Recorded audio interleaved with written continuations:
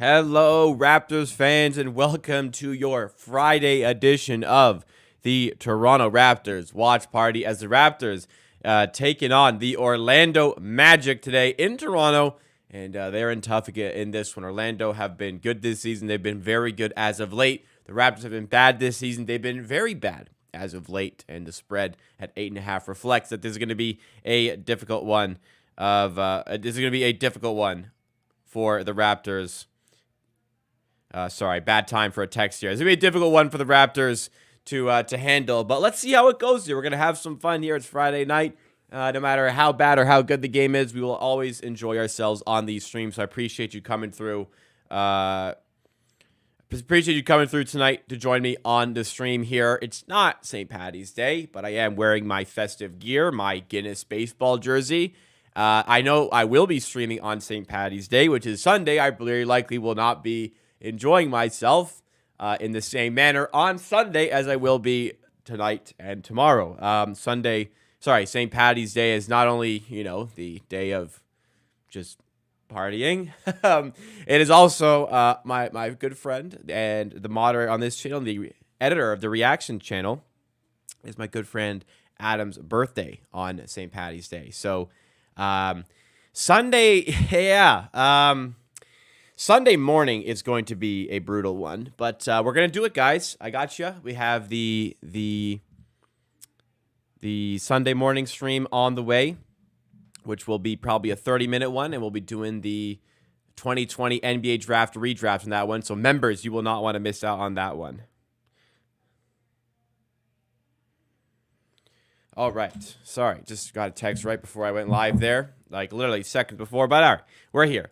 We'll address the news right away here. Unfortunately, RJ Barrett's out for this one, I imagine, for a number of games here.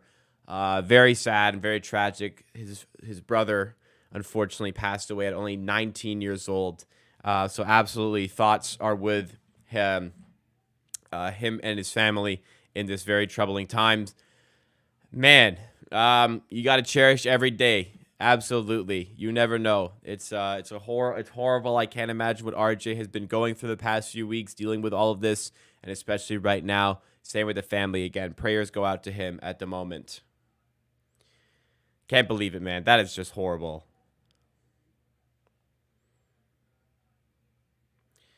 Sorry, just plans for tomorrow coming up here. All right. Sorry about that. I apologize. Very rude of me. I'm trying to do a good stream here, so I apologize. So yeah, it's a Friday night stream here. Sunday, I probably won't be indulging as much as I would be now. What I have done in previous years on stream, I typically don't drink Guinness, but once a year for St. Paddy's Day, I indulge in a Guinness. But I decided this year I hate Guinness. I don't like Guinness. On tap, I guess it's a bit of a different story. On draft, it's a bit of a different story. But out of a can, it's horrific. I don't like it. So, not going to do that this year. But I am. We'll stick to our guns here. Is there a harp on this jersey anywhere? On the back, actually. In keeping with the Irish and the harps and stuff. There's a harp there. Right on bread. Harp lager. Brewed in Ireland. All right. That is the drink of choice, at least for two of the drinks I have today. We got harp. I saw I went to the LCBO to do my normal purchases for this weekend, and as I was walking out, I saw the Guinness. I'm like, do I go for the Guinness this year? I'm like, fuck it. No need to go for the Guinnesses this year. Then I saw the harp beside it and went, all right, I'll go for a harp. Fun fact, in first year of university, when I was still figuring out my taste overall for beer, not my enjoyment of it, but like what the right beers were for me taste-wise, I would typically go for like half of the premium stuff like Stella or Corona, and then half of the cheap stuff like Pabst Blue Ribbon, PBR. And I did experiment a little bit with harp for a while. I quickly grew out of the liking for this beer, but bringing it back today for St. Paddy's Day because it's got the harp on it and it's brewed in Ireland. So we still got some Irish beer cooking for this one.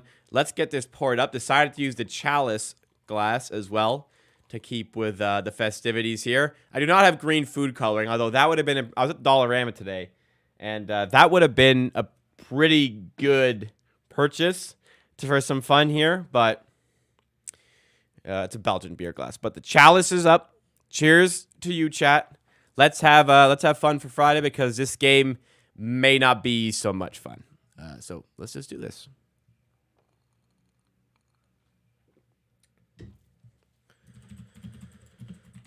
All right.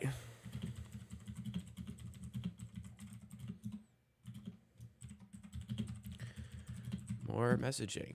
Man, this is tough.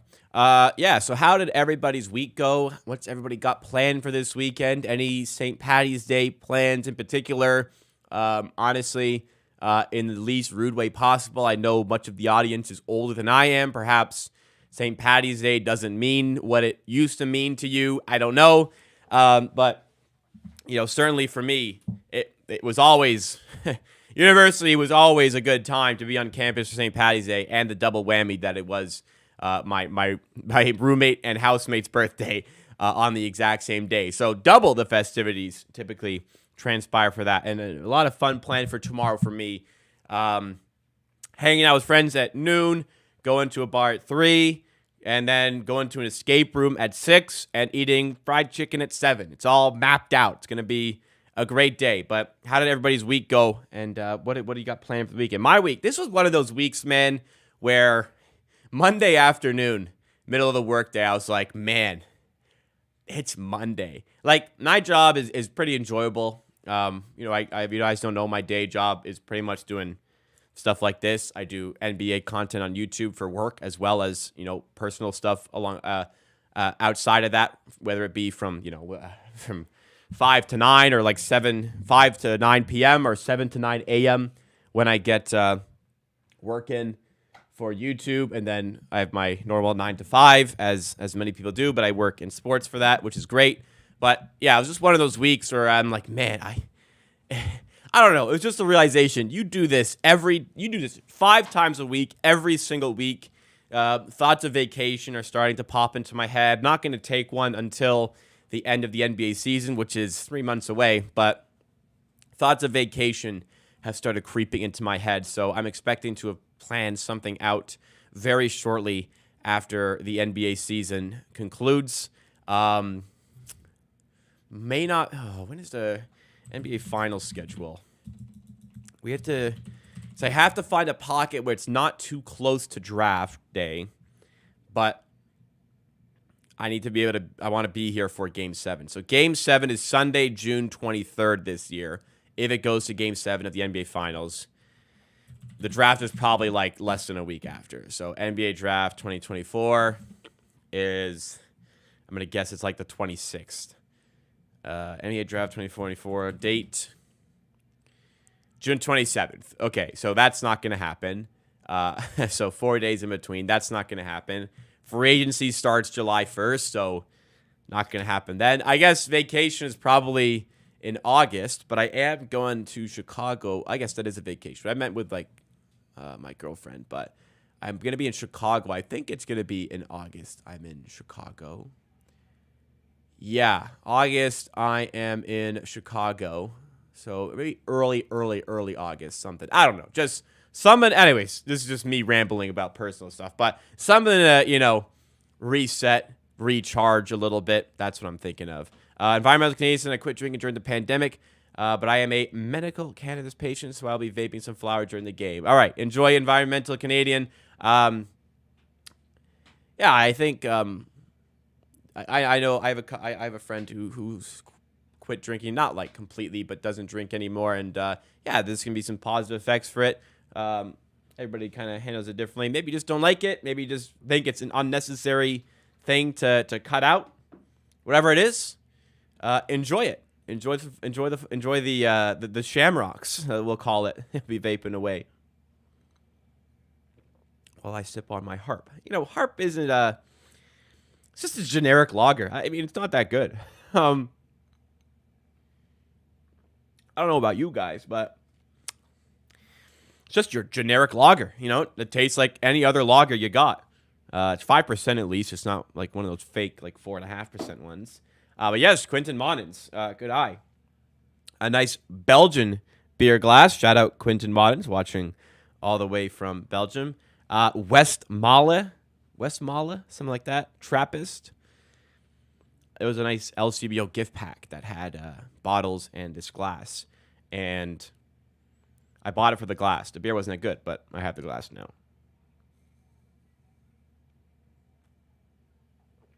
Anyways, what is going up? What is going on? What's up? What's going up? What is going on, everybody? Hope you all did have a great week, as I mentioned. Let's say what's up to the people in the chat supporting today. We got Axeman, who was here early, along with Sumaya. Sumaya always out here early, ready to support the content, commenting on videos all the time. Sumaya, I see you. Thank you so much. Winner One also here. Sumaya, one of the members, along with Quinton Moddens, another one of the members. Doug B, member in the community and a stream OG, been watching for years. Kobe is here. Daniel Berry Sports Highlights is here. Jay Conda, also somebody who had been watching for a very, very long time for the stream, a true stream OG as well. And Jay Conda, always out here supporting me and the community. Appreciate you coming through. Thomas Perry, a.k.a. Nick Killer, Reggie Miller, also joining in and ever present at these streams alongside many other. Adonde Mobile Gamer. So is that a different account to Adonde like Raptors Gamer? Not sure, but AMG in the chat now. Environmental Canadian here, as I said. Brandon Travis also here. Cheers to you as well. Appreciate it. And my usual rule of thumb or so for these streams, I usually go one beer in the pregame. One beer, like crack a beer when you start stream. Get a second one at halftime, and just have two. That might not be what happens today. It's Friday. I'm just, like I said, it was one of those weeks. It was a tough week. Just grinded through. And, I'm just, let's have some fun. Let's have some fun, Why not? Let's have a good time here. I worked out this morning. I worked out last night. I went to the gym. I'm going to the gym tomorrow morning. I'm not going to go crazy, but, a few of them, why not? I stocked up. I had a good dinner, but I stocked up. I was at the grocery store today just to get a little bit of things to hold over until Monday for the big grocery order that me and my girlfriend are going to do. And I was a smart guy. Usually, like after stream, after maybe a couple of drinks, I want to order some food. I'm smart. I went into the frozen food section and went to get something just to scope out. Not with any preparation about what I wanted to pick out. I went to the frozen section just to kind of look through and see what caught my eye. And what caught my eye when I went there, thinking about what I was going to eat after stream, was a nice new cheddar jalapeno pierogi, frozen pierogies. I've never had cheddar jalapeno pierogies before, but I got to tell you, I got really excited when I saw those on the shelf. So I had dinner and everything, and I knew when I was buying dinner to buy myself my after stream snack that I'm gonna want, and I did settle on cheddar jalapeno pierogies. I'm wondering if I know you're supposed to boil pierogies. I'm wondering if the move might be to air fry them. We'll see what I'm feeling when I'm cooking up later. Why not crush some beers, ease into the fuckery of tomorrow? Yeah, I'll crush a few beers. I'll sweat it out at the gym. I'm going to be there at 9:30 tomorrow. And then day starts at noon. So, yeah, it's going to be crazy here. My hangover has gotten noticeably worse after 25. So, I, very rarely feel I'm not trying to, sound like I'm bragging or anything. I'm not trying to be like, oh, I'm so cool, I don't get hungover. I very rarely feel the effects of hangovers. Usually, when I say that to start a night, I have a really bad hangover the next day, which is rarely, as I said. I don't usually feel the effects of hangovers, but I'm hearing all these horror stories about turning 25, and I'm almost at that point. So once I get to 25 years old, will it start to creep up on me? And the fact that, I know where Doug B has been before. I know the type of crowd he hung around in some capacity when he was in school. If anyone doesn't know, a fun little random fact, me and Doug B attended the same university at the same time, unknowingly. If you are starting to feel hangovers, then yeah, it might be big curtains for me. Your hangovers are always bad. They just got worse. Okay, well, mine don't really happen unless it's, I don't know. It's weird when it happens, but it's when it doesn't happen. Because there's some days it's just like I wake up and like, how am I just fine here? And then there's some like rare days. I remember there's one day I was in England with my two of the moderators in this channel, Roman and Adam, and we just had a night out in London. And I had mentioned early in the night that I never feel hungover. And I don't know why I'm telling you guys all this, but just, I don't know. The night got away from us. We met up with some a mutual friend and their friends at the bar in London. We're out pretty late and woke up, and we were in an Airbnb in London. And I'm not even joking. Breakfast was like free. It was free, like prepaid. So you got breakfast at the Airbnb. It was like I guess it was kind of like a hotel. And then we were on the first floor. So the breakfast room was literally like 10 steps away from our front door. I almost couldn't even make it to the breakfast room. Neither could Roman or Adam. Got there for my full English breakfast. Only had half of it. Could not, for the life of me, eat the beans or the tomatoes which come with it. Roman ordered a full English and didn't eat a single bite of it. And we went back to the room after and crashed for like 3 hours. It was just, that's one of the worst of all time. But usually I'm okay. That's I could honestly, there's some days I'll go out like with my friends into downtown Toronto, King Street West, wherever we want to hang out. And then the next morning I can go to the gym at 9:30, no problem. Just conditioned. I mean, when I was in school and university, I played soccer. In the off season, our practices, I told you guys this story a couple weeks ago. Our practices were Sunday mornings at 10 a.m. Sunday mornings at 10 a.m. every Sunday. And there was one planet aligning Sunday, which we're almost at the anniversary of, where the Saturday was St. Paddy's Day. St. Paddy's Day, as I mentioned earlier, is also the birthday of one of my best friends, Adam, who's the moderator on this channel and the editor on the Clips channel. So it's the double whammy day. And if that wasn't enough, we had the full trifecta that was also the spring forward day for clocks. The clocks went forward an hour. So not only was it just an absolutely ridiculous day from the birthday, St. Paddy's Day, we lose an hour of sleep. And I had to go to soccer at 10 a.m. the next morning. Needless to say, it was a bad practice, but everybody on the team also was in the same sort of vein as me. So everybody was just a tick down from their normal status, except for the people who don't drink, who were absolutely flying at that practice. Whiskey and water hangovers are negligible. I guess it's just like when you're mixing too much is where it gets bad, of course, but I've always been okay. Anyways, what's up? The old channel I used to have is no more. I stopped making Raptors content videos, but kept the account. Now I'm just posting mobile games, different types of games. All right, that's cool, man. So what I did instead of deleting videos, I did with me doing post-game reaction to other Raptors related content. I kept on discount because I have so many subscribers. Well, there you go. Keep it going. No problem. Just good to know it's the same person with just a different account now. Completely understand that on that front. Keep grinding in the content space. I encourage you to not go back to the oldest videos on this channel because it's going to be podcasts. There's about like 220 podcast episodes, no video, just straight audio of, the absolute classic university kid who thinks he can do a podcast. Like, yeah, me and my bros just hanging out talking sports. That's what people want to hear. The classic, 20 years ago. Let's do this. Like 20 years ago, it was, we should start a band, bro. 10 years ago, it was, we should buy a bar, bro. And now 2024, it's we should start a podcast, bro.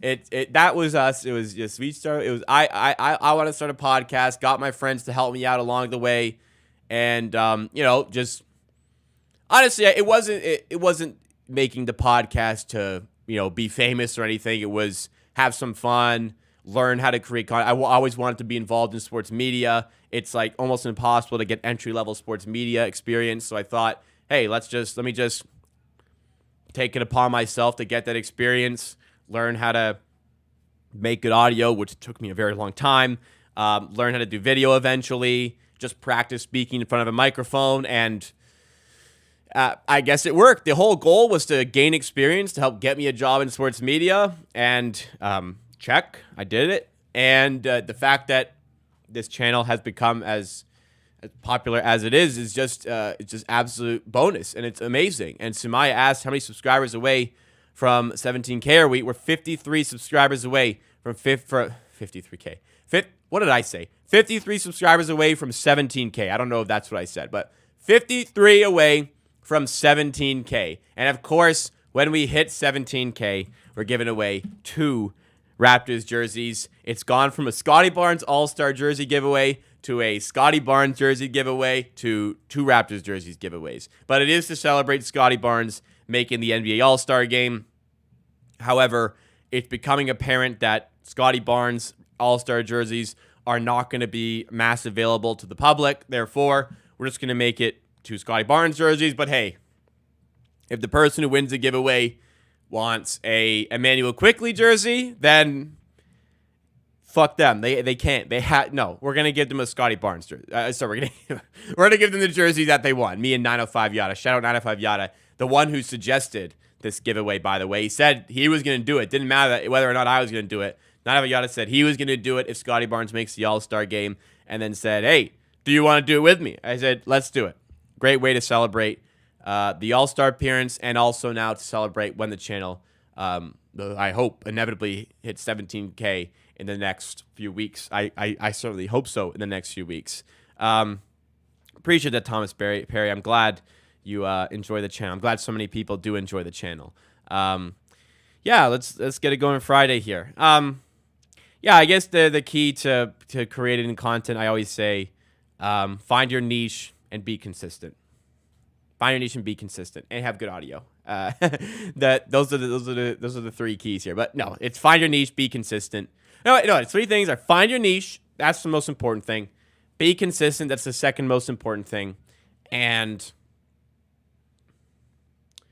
I'm trying to word the third thing here. Audio is important, but be yourself. If you're gonna copy somebody, you have to be better than them, or else why would they watch you instead of the person you're copying? You know what I'm saying? So be yourself. Just be organic, be different, and success is possible to follow. There's no guarantees in this space.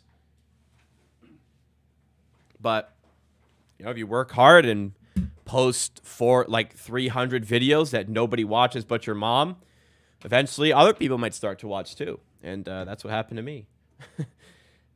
Honestly, I made at least 250 videos for nobody. Nobody, maybe 1 or 2 here or there got broke 100. I'd be like, wow. And then, so one would break 400. That'd be the most viewed. And then one broke 1,000. Oh my goodness. And then it just became a habit. This was great. What I actually just realized in messing with my coasters here, my coasters are actually Guinness themed. So that's Irish. That's, they got the Guinness coasters directly from the Guinness Brewery in Ireland. The Guinness Brewery in Ireland. Lovely day for a Guinness. And it's a man pulling his horse in the cart. And I don't know why, but lovely dividends and toucan balancing a Guinness on his beak. I don't understand it, but I do love the one of the guy pulling the horse in the cart. Now that's just high quality. High quality stuff right there. Where I do get frustrated is mobile gaming. I do have another channel named Toronto Yardy where I go. I feel like I've seen that name before. Where I do go different places like walking, bus ride, just regular vlog adventure. I did vlogging for a little bit, but it's just it wasn't for me. I did it for a little bit, and it just became like, man, going out and having fun is work now. Like, it was less fun to be working while I was out, just trying to have a good time. Like, I work a lot, so I need my off time, and it's just like I'm always working. The editing associated with it, it just became a little bit too much, and it just became like I was going to like Raptors 905 games vlogging, and then there was one game I'm like, man, I really don't feel like vlogging. I just went to the game and enjoyed it. I'm like, wow, I just really enjoyed that so much more without having to worry about vlogging. And yeah, so I don't do it anymore. But I'm very happy I did try and gave it a shot, because now I know it wasn't for me. But you never know what is for you. Keep trying new things and see what you enjoy and see what sticks. Because when I first started creating content over here, on the channel, it was all sports. It was soccer, it was football, basketball, a little bit of baseball, a little bit of hockey as well. It was all sports. And I just came to the realization while I was doing all those episodes that, man, I just really love talking about basketball. That's what I love talking about the most. My main sport is soccer, and it like always has been, but I just love talking about basketball, and I enjoy talking about basketball more than soccer for some reason. So, here I am. That's long story short.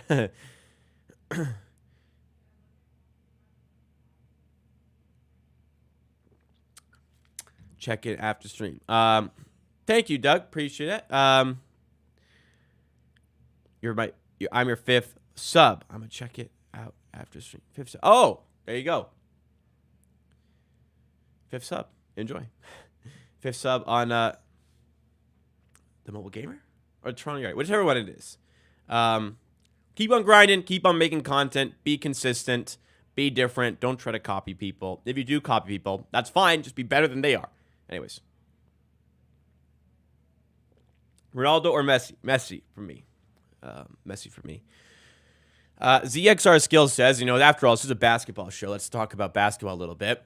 Love the tank. One step closer to getting our pick back. You have to get lucky in the lottery, but it's more lucky to get lucky in the lottery than it is to make the play-in tournament. And even, if we don't get it, we still got some good reps out of these games. We're still getting, Grady Dick reps. We're still getting Emmanuel Quickly reps. We were getting RJ Barrett reps. We won't be getting them for a little bit. Again, rest in peace to the brother. The horrible news that came out of that. But we've still gotten good reps overall for a lot of players here. There's still some value that we're getting out of these games. Thomas Perry says, thoughts on West Ham United?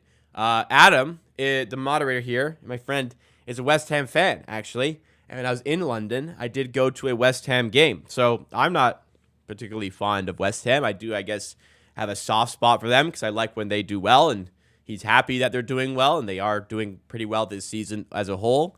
But yeah, I guess that's all there is. I have a soft spot for them now, but I'm not particularly fond of was never particularly fond of them. But I have been to a game. I have been to London Stadium. That was cool to experience, and Adam likes them.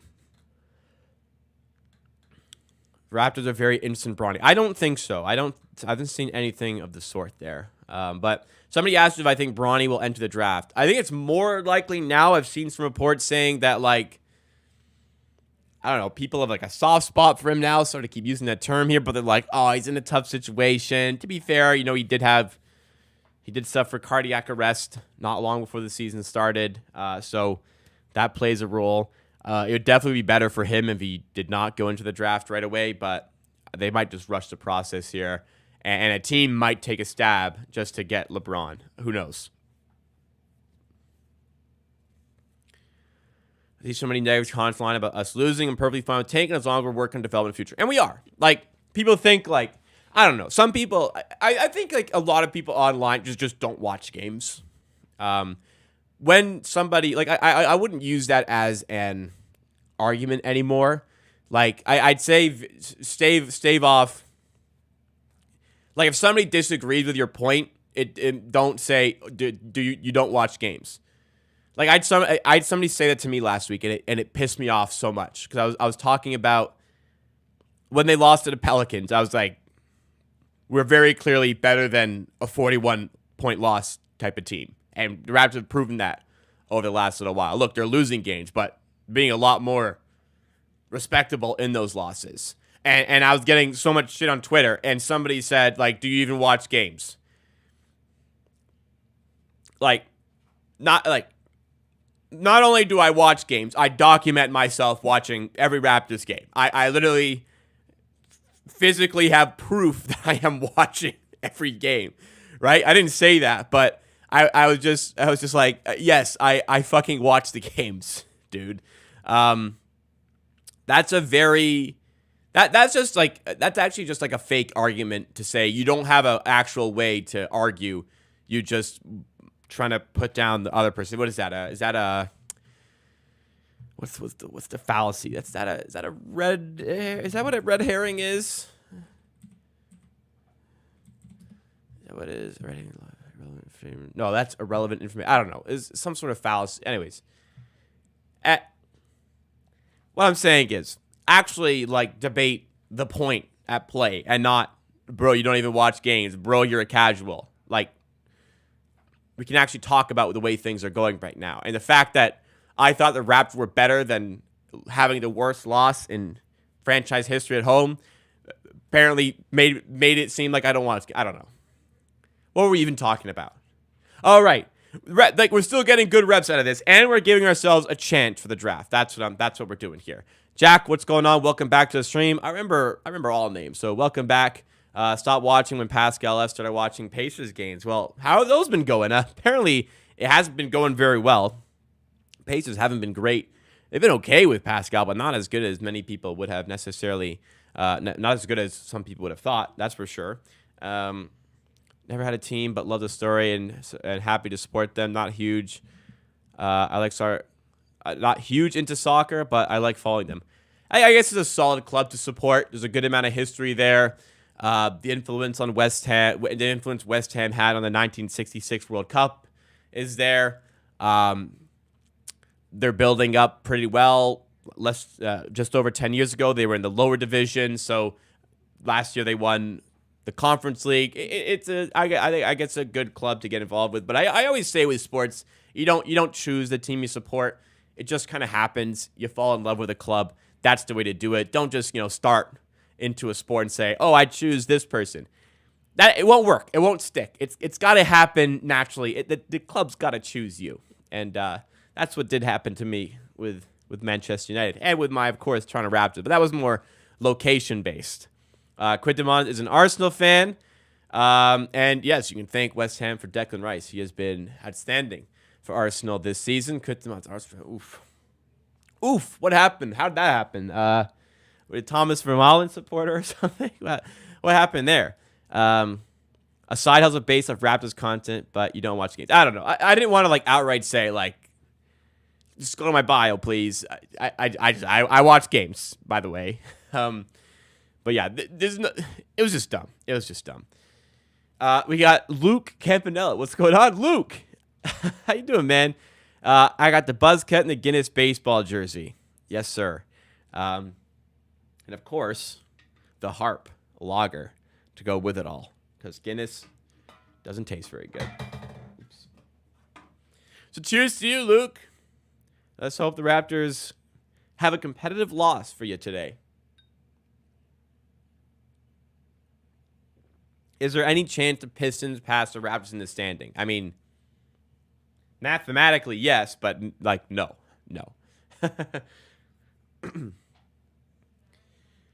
Toronto Pacers have been very good, but they beat everyone 8 and better, but lose to anyone worse. That is weird. Dorshaw I haven't done yet, but I will do so very, very shortly here. The Raptors trade Bruce Brown to Magic for Joe Ingles, Jed Howard, and a Denver 2025 first. I wouldn't count on them trading Jed Howard away that quickly. I don't think that's going to happen. Raps play in and 905 make playoffs. Parlay those together, buddy. What odds can I get? Let me know. What odds are you guys giving me on that? Kind of off-topic question. That's what all we do here. But it's a Raptors question, so it's on topic here. With the Raptors entering a new era and building around Scottie, what would you think of a possible rebrand back to old colors jerseys? I can't see a rebrand complete back to purple and white. Absolutely not. I can't see it, but I enjoy it. I mean, they're widely considered the or close to the greatest jerseys of all time, NBA speaking. So it'd be cool, but I just cannot see a full color rebrand happening for this team. That'd be quite strange. That'd be quite strange. I can see a rebrand, but not like complete color reshaping.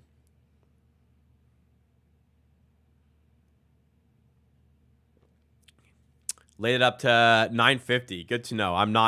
I think you can get Raptors play-in on their own for like probably plus 2,000 or higher. So parlaying those to 950 probably wouldn't work there, Luke. So hey, if you like it at plus 950, you're gonna love it at like plus 5,000. What it actually probably would be.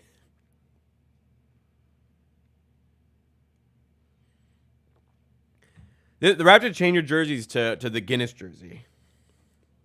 That's what they should do. How many picks do you want the Raptors to get this offseason? Like, this draft, I mean, they already have 2, maybe 3 picks. I don't think they really need to be pushing for more. Hopefully, the year after, they have their own. Well, actually, hopefully they don't have their own. Hopefully, the Spurs have ours. Because I hope we have ours this year. And hopefully, we can trade Bruce Brown to get one. Let's do the door shot here, ladies and gentlemen. Game is about to get started. Wow, it is 7:30. I've been live for 40 minutes already.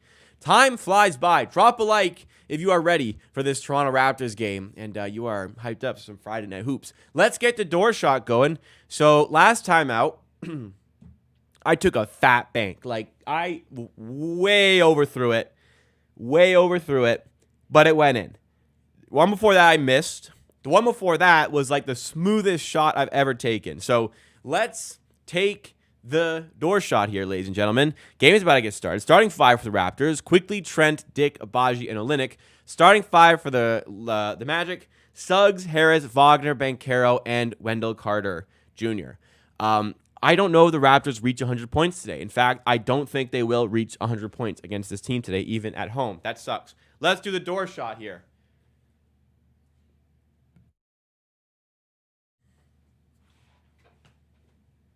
From about 8 feet away, as normal, if anyone doesn't know.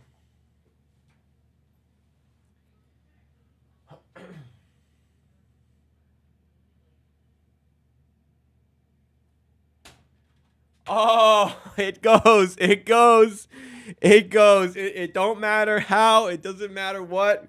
I thought I overthrew it. I thought it would hit the rim and bounce away, but as usual, I got it to drop. We make it happen. We improve 19 of 30. This one, we do not need an instant replay. Or do we? I mean, that had a cheeky little bounce off the rim there, but we moved to 19. Oops. We moved to 19 of 30 on the door shot. That's pretty good. Didn't call bank. I called game. That's all that matters. It goes. The game is starting, so I'm not going to do an instant replay on that. But let's get into it. Raptors about to get started here, and what better way to set them up with a little bit of extra luck as we knock down the door shot, making it 19 of 30 since tracking began just over 2 months ago. That's what we do here, man. That's what we do here on the door shots. All right, we are underway in Toronto, and first basket goes for Orlando on a 3. I just missed that, but all right. Behind here, will we ever have a lead? Let's find out. That's what I said about the Nuggets game, and we ended up going up by 22 and still losing. But Gary Trent responds immediately for 3. How was for dinner? How was dinner? Dinner was pretty good. It was a nice, easy one. So you know the cheats recipe I did. So what I do differently, so I made an Italian version of the recipe, which involves making the breadcrumbs even smaller, or the cornflakes, to make cutlets. And I threw that on top of spaghetti with store-bought Alfredo sauce, and it was okay. The Alfredo sauce could have been more flavorful, but it was decent. But I got pierogies in the freezer for later that I'm excited about. We got another stream OG joining in here, Bullet Bill 250. Been watching for years and years, supporting the content. Appreciate you coming through. Yes, Bullet Bill. Last Friday was the cooking stream. which you can go check out on the channel. It was last Friday. It's right here on this channel as Orlando takes a 8-3 lead, or that was a 2 there, a 7-3 lead here. But yeah, last week I did the Cheats stream, which was it was last week, which was a lot of fun, and more to come in the future as the Raptors turn it over and Banchero throws it down. Is Dark going to call timeout? Less than 2 minutes in. Here we go, ladies and gentlemen. 1 minute and 50 seconds in. I haven't even really locked into it yet. Darko Rajakovic has to call a timeout. Man, can you tell I don't like this beer? This has taken me a long time.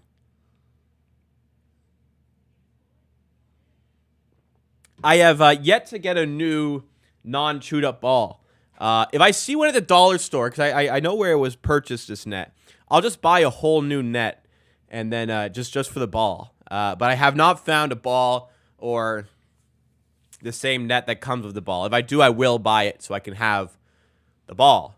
And then the net, I don't know, I'll give to a friend or something. But or maybe I'll give it away to one. I don't know if you guys want the same net as I do from the dollar store. I don't know. I don't think I'm that cool if people want that, but I do need a new ball. That's for sure. But yeah, more cooking streams in the future. I think the next one is going to be a brutal one. I'm really considering beef Wellington as the next cooking stream, but that'll be in the off season. It won't be during the season. It'll be in the off season when I'm like looking for content to do.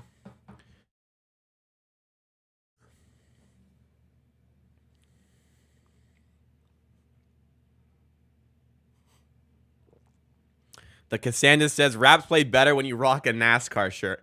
I wear NASCAR shirts a lot.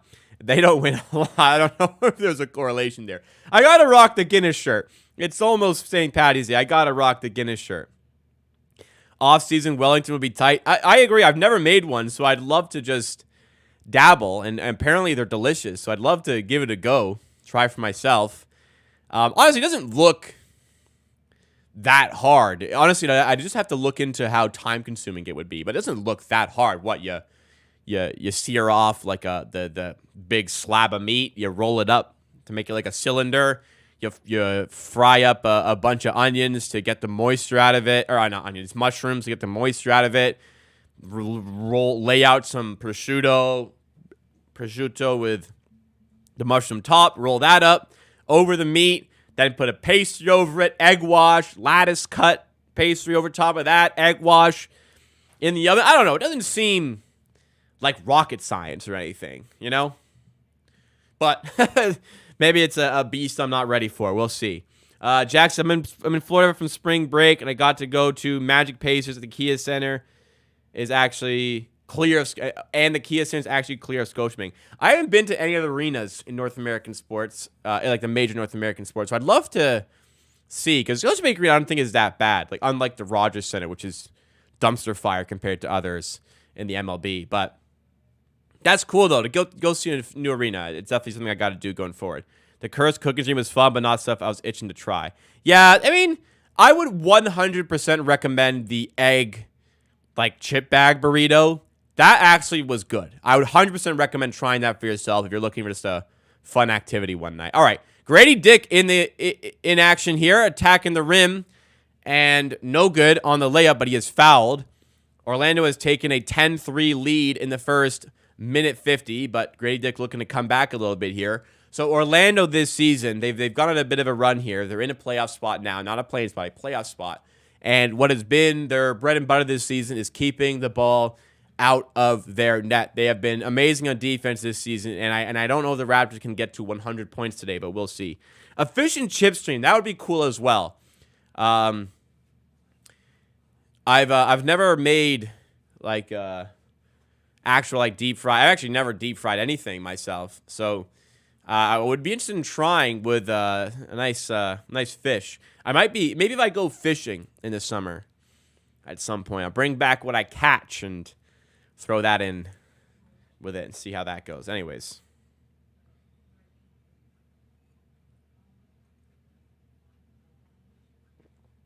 Bullet Bill with some insider information here. So I went to Climate Pledge in Seattle, and they're prepping an NBA locker room because it said NBA locker room. Interesting. A new franchise potentially on the way. We'll see. If you jerk chicken would be a fun one as well to do. Although I feel like that'd be like too easy, you know. Anyways, fly fishing. I don't know what that is. I just have a friend who has an uncle who has or a grandfather who has a cottage who has a boat. That's where we go. You know. If you guys are enjoying the stream content, make sure you do hit that like button, support your boy, and remember, we're 53 subscribers away from 17K. Help us get there and get yourself ready for the 17,000 sub giveaway with 2 Raptors jerseys coming your way. Let me see that like emoji and sub emoji in chat. All my members out here. Members have access to the Sunday morning exclusive members only live streams. Excited for this one. We're going to do a redraft this Sunday per 905 Yada's request. Okay. 12-5 here. As Olenek get into the rim there. Olenek the accountant, as I learned today, is a couple classes away from completing an MBA, I believe, in accounting. But here is Captain Canuck at the line. Misses his first free throw.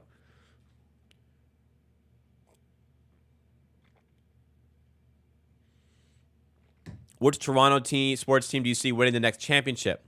Blue Jays or Maple Leafs? The Maple Leafs are closer, but who knows, man? Who knows when the next one is?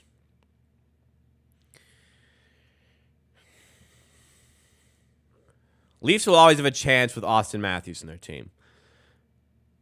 Wendell Carter way off from the 3. Gary Trent rebound, and here we move the other way. Gary Trent hand off to Grady Dick. Now Emmanuel quickly. Gary Harris is an underrated defender. He's defending here. Smothering quickly. Here's Olenek. Has to do some work on Gary Harris. Going to use his size to his advantage. Puts up with the right. Still couldn't get by him. And it's rebounded by the Orlando Magic. 12-5 here. Raptors have not led at all tonight. Who knows if they will lead anyone. Here's Jalen Suggs. The Raptors famously passed on in the 2022 draft. Wagner now to the rim and finishes with ease. With it to the 2021 draft. 2021 draft. Any foods I'm interested in trying in the future? Beef Wellington, for one, as Grady misses the layup there. I've tried a lot. I want to try Jollibee. I've never had that. I had, obviously, fried chicken before. I haven't tried Jollibee. Grady Dick lobs up to Ochai Agbaji for the alley-oop slam. 14-7, Orlando Magic here. Other than that, I don't know. Nothing comes to mind, really. Raptors get the steal here. Quickly for 3. Gets it to go. Let's go. 14-10. Raptors kind of getting back in it. I haven't tried Jollibee. I was really close on Tuesday this week. I was at the Eaton Center because I had an appointment nearby, doctor's appointment nearby, and I was walking up Yonge Street. On my left, I see Jollibee. As Grady Dick, of all people, gets a block there. Get that garbage out of here! And the Raptors respond here. We'll hold that thought quickly for 3. Air ball. Out of bounds. On my left, I see Jollibee. I'm like, oh, I kind of want to try Jollibee for the first time. On my right, I see Rotation Sushi Burrito. And I was like, man, I really, really like Sushi Burrito. It's probably the more health-conscious choice. And I never eat sushi because my girlfriend doesn't like sushi. So I got Sushi Burrito. Did not get Jollibee. Then I went and also got their fried chicken. They had little popcorn chicken bites, which were fantastic, by the way. They're new at Rotation. Anyways, I'm hungry too. That's why I got pierogies in the freezer. Gary Trent for 3. It's 17-10 for the Magic here. 6:43 to go in the first quarter. Jalen Suggs for 3. Way off the mark. Goodness gracious me. Mussels are great. Oh, I'm Italian, so mussels all the time. I have it all the time with family stuff. Sushi burritos are very good. There's one by the Eaton Center that said Rotation. Just a little bit north of Yonge and Dundas. Recommend. Chinese food or Mexican food? I like both, but I go Mexican food. I love burritos, tacos, empanadas, the whole jazz. I've never tried sushi. Actually, I was at a sushi place, and I kind of had sushi pizza. It's like the rice base, like fried rice, almost like hardened. I had it once. It was very tasty.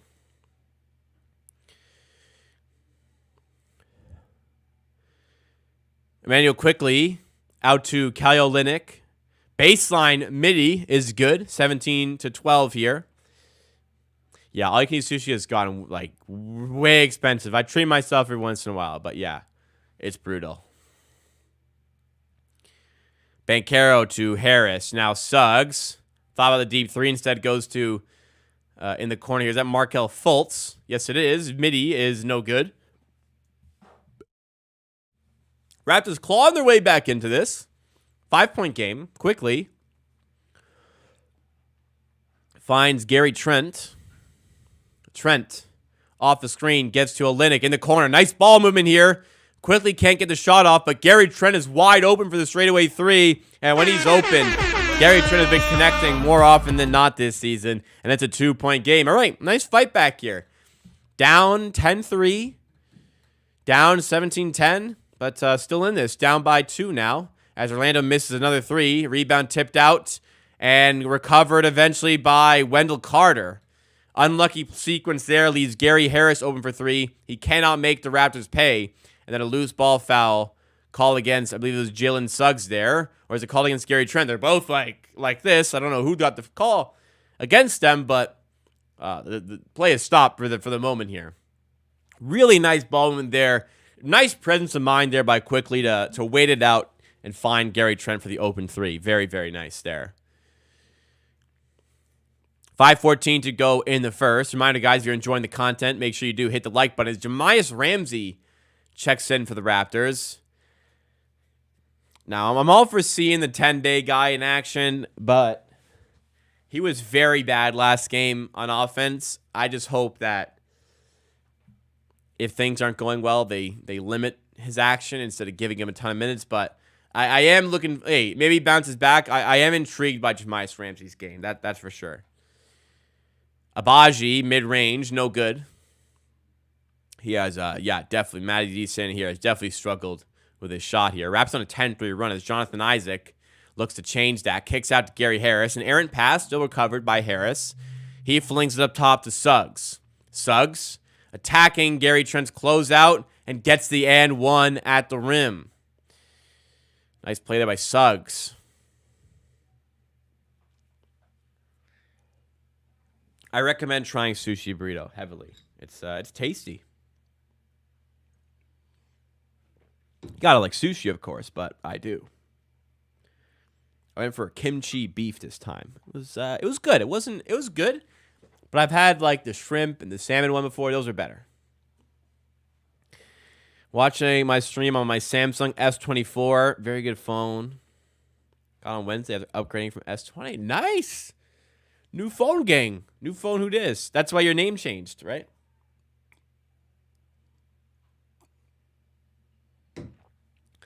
$19-15. Suggs way off on the free throw. Good God. Not even close. Bruce Brown in the game. Running point once again for the Raptors. Gary Trent to Jonte Porter, who is also in the game now. Gary Trent floater. You know the rest. He did get fouled, though. Have I tried kimbap? Korean style sushi? I have not, but that does sound intriguing. Interesting.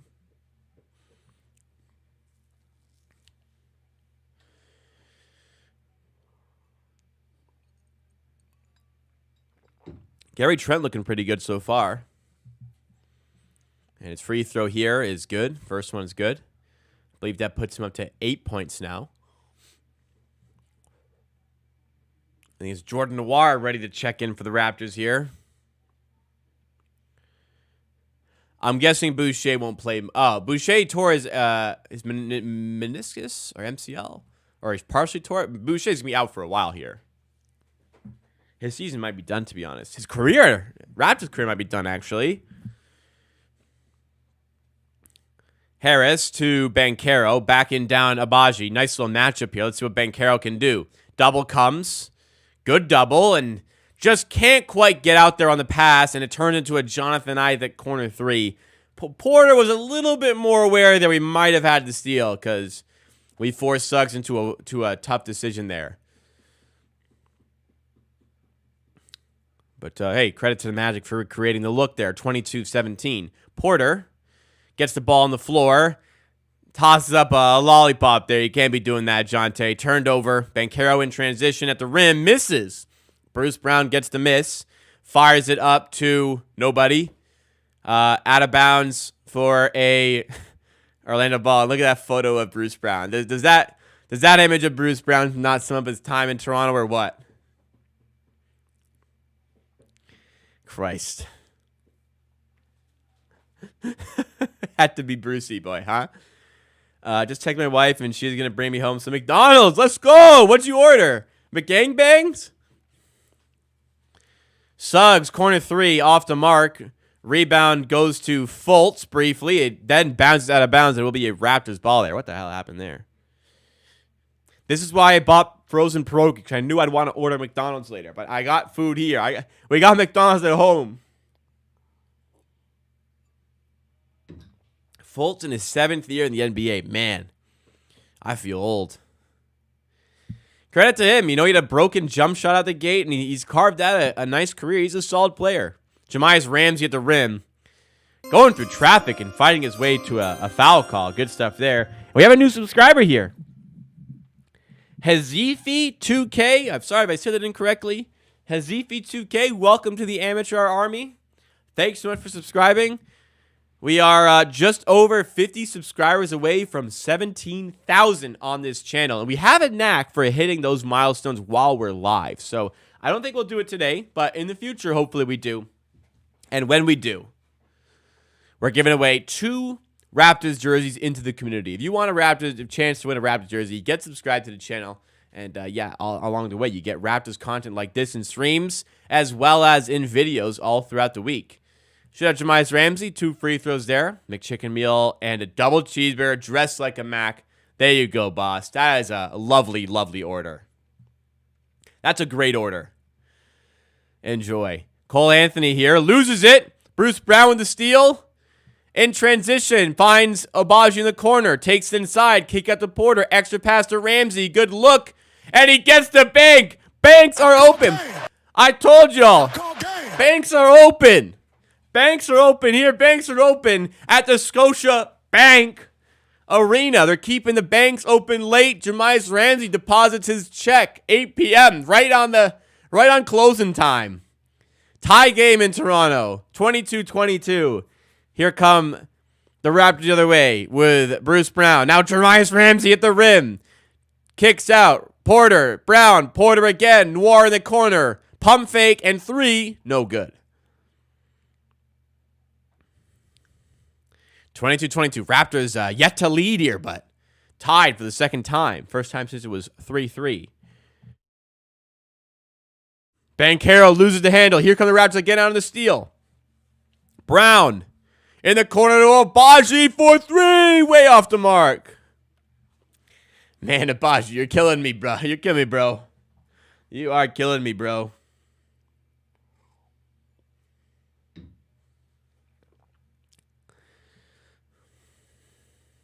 Cole Anthony kicks out to Jonathan Isaac for 3. Off the mark. Goodness gracious. Some of the three-point shooting today is nowhere fucking near the rim. Bruce Brown fighting his way through contact, and it's a classic biting off more than he can chew moment for Bruce Brown. Hustles back eventually, and here we go again. Still tied at 22. Low-scoring game, as Matty D also says. Gary Harris, deep 3, and he's off the mark as well. Man, somebody get to the fucking rim. Jordan Nwora to Porter. Nope.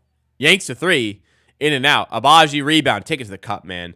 Layup is good. There you go, Obagi. Use the length. Use the size. And the Raptors.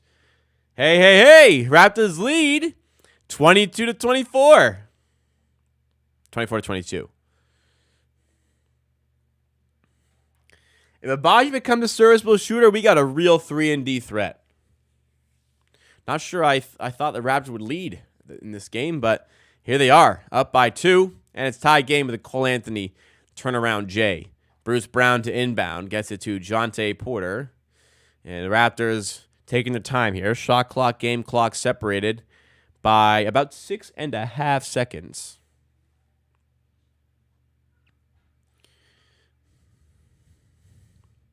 Bruce Brown feeds Jordan Nwora at the rim, puts it in through contact, and the Raptors lead by 2 once again.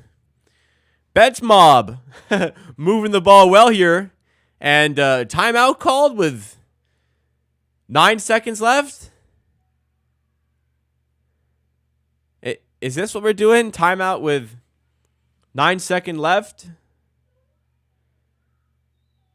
And then we're going to come back, play 9 seconds, and go to another commercial because it's end of quarter? I don't know. Change the board. Scoreboard? If you guys think I personally control the scoreboard manually, I got news for you. Spoiler, I don't know. I'll bust the myth here. This is straight up pulled from ESPN.com. So, yeah, if it's behind, it's ESPN.com. I literally take this page on ESPN. It has the scores up here. And that I pull this web source into the streams. And you see that up here. Yeah, I don't control it. Another stream myth, I suppose. This one gets some people sometimes. You guys may know at this point. My YouTube videos. So obviously, you know, for stream, I'm in my office chair. For videos, I am in a chair as well. I'm sitting. I be sitting. A lot of people think I stand to do videos. I sit in a piano stool.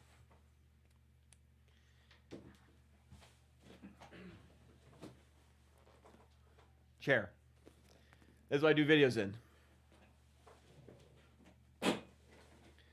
So if you thought I stood for videos, revelation, I don't. I sit. What's another stream myth? A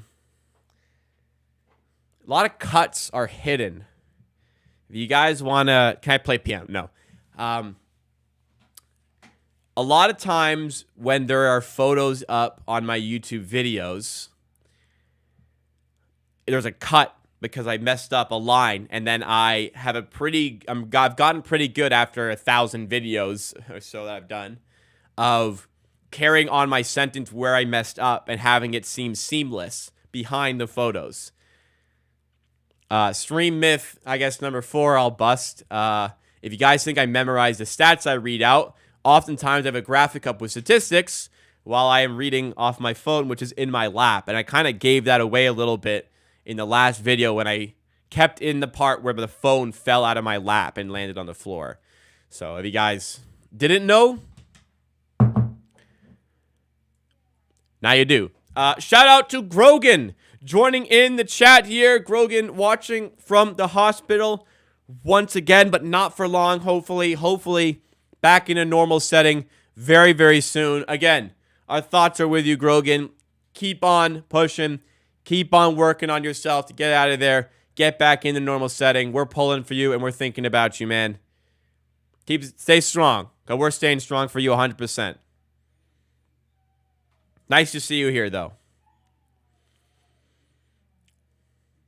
All right, bench mob kind of pulling things back here for the Raptors.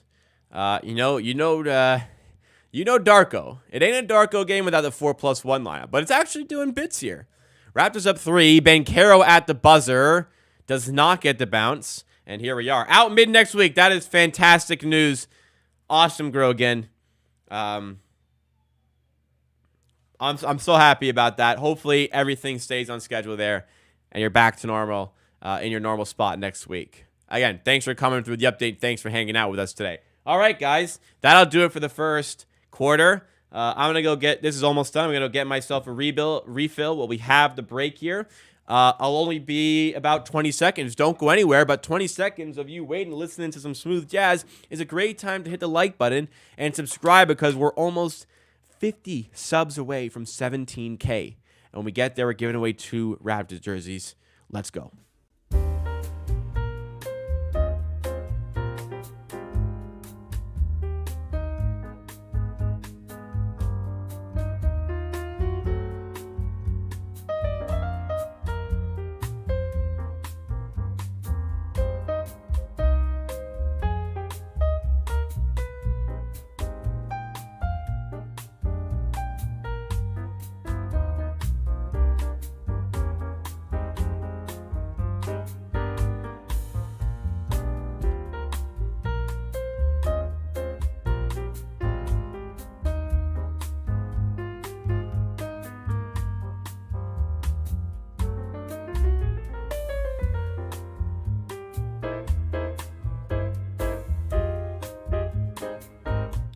I'm usually a much more snobby drinker with beer, but today it's just a classics.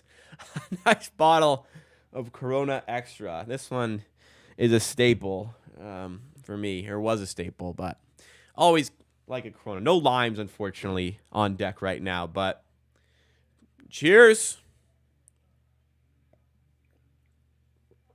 Can't go too consistent with Coronas. Like if I only drink Coronas, I get super sick of them.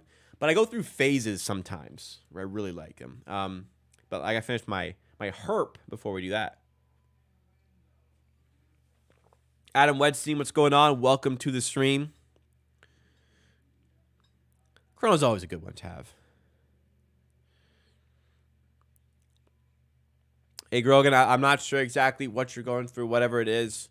But just whatever the rehabilitation, strength building process is. I personally did ACL recovery. I imagine that pales in comparison to whatever's going on for yourself right now, but just got to put in the work to do it, and it's a very rewarding process at the end of it. So, we're all with you every step along the way, of course.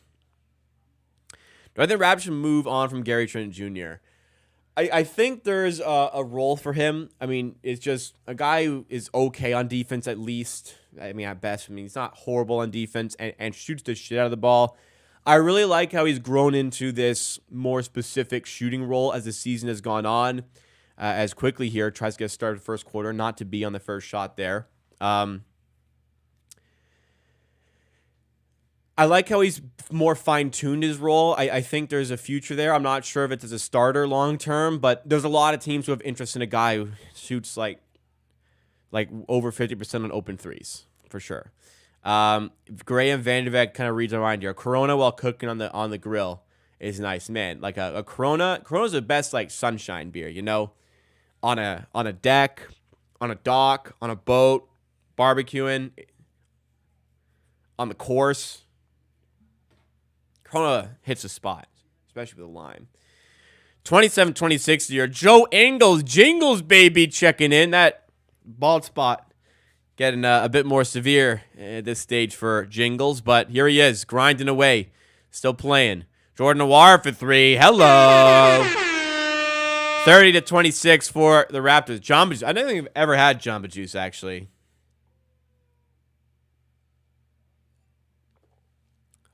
Oh, quickly picks the pocket of Mo Wagner.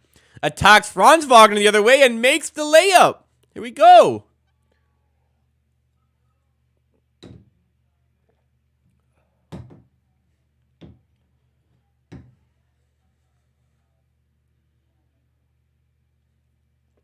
Gary Trent sign trade Magic. I don't know. Not sure if they need a faster position. I think there are teams of interest in him, though, for sure.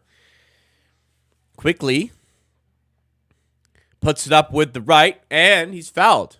Raptors playing very well here. Every time I doubt him. I mean, look, this team can still compete, man. I appreciate the work being put in. Now, I don't know if they'll hold in the second half because they keep on blowing leads, but great start. Thomas Perry, so I split a six-pack of Corona every day up on a roof with a buddy for a whole summer. Old school records playing Big Bong. Good old days. Yeah, man. Gotta appreciate the good old days while you're still in them. I'm still kind of lingering on the tail end of them, probably, but appreciated everything along the way. A roof beer? I've never indulged in a sunshine roof beer. That sounds wonderful. And in the sunshine, that first Corona goes down like water. It goes down like nothing. Wagner. Blocked by Porter. Blocked by Porter. Here comes Noir in transition. Blocked by Jonathan Isaac. 34-26 Raptors. Wagner. That's Franz Wagner. Up to the rim. Nice take there. Wow. Oof. Nice play. 34-28. Yeah, I'm still in the good old days. But, you always try to make the best. Family could be rewarding if you're enjoying it. I'm happy. Bruce Brown for three. Bang. Even Bruce Brown hitting threes. Orlando Magic. They are in trouble. They are in trouble. Bruce Brown, 2 of 13 from 3 coming into this game since the All-Star break. And 1 of 1 tonight.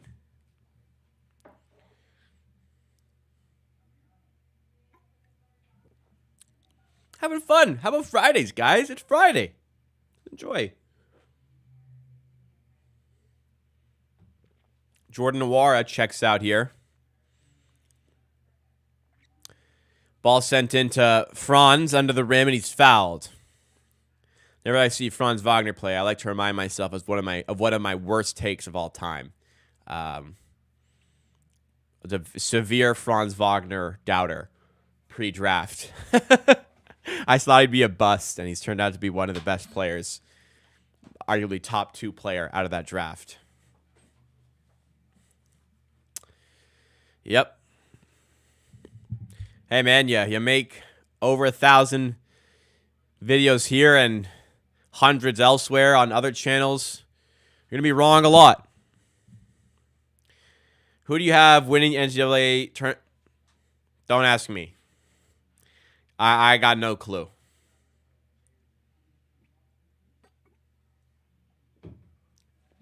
I ain't the guy for that kind of stuff.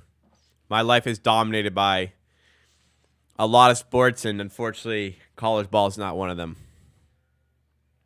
Quickly to Bruce Brown. Quickly again. Nice pass out to Jamias Ramsey, whose 3 goes in and out. Not quite the luck of the Irish on the bank shot this time. Banks are closed. Cole Anthony other way. Sprays it out to Jingles. Joe Ingles puts it on the deck. Gets in the corner to Jonathan Isaac. And that's a pretty play right there. Not sure about collapsing on Joe Ingles' drive, but all right. 37-33. Jamias Ramsey attacking Mo Wagner. Decides to flare up top and roll it out to Quickly. Quickly, 1-on-1 with Cole Anthony.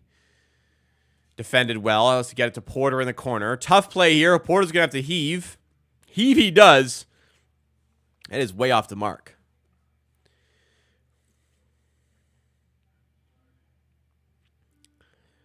Cole Anthony to the rim and finishes, and it's a 2-point game here again.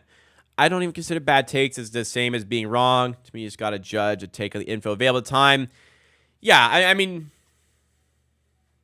there's some takes where, like, if you're predicting, where, like, you can be wrong. But, yeah, I mean, you used information at the time, and it's completely okay to, get newfound information and come off that stance, which, I have with Wagner, of course, and hopefully Darko does the same, because I'm obviously very negative against him.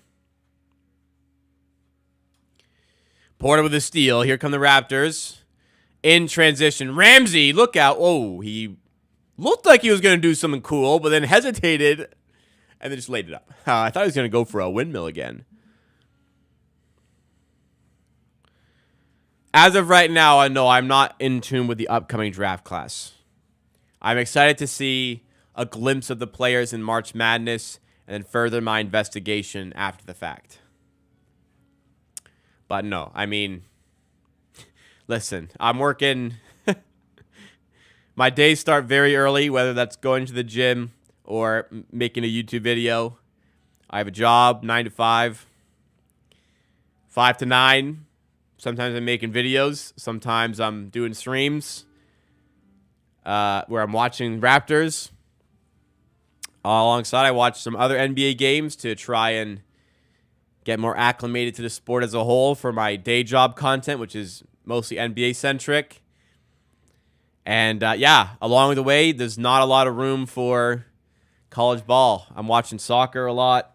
I watch a lot of darts. And, I just don't have the time for it, it's fun. It's hard work. But, I enjoy covering sports, right? So here's what it is. I find, honestly, I'm at the point where if I have a night where I don't have any work, I kind of just it's like 5 p.m., I'm just on the couch like, what the fuck am I going to do for the next 5-6 hours? I don't know. I do play quite a bit of darts as well at home. I got a board outside that I use quite a bit, which has been great. I picked up that hobby big time.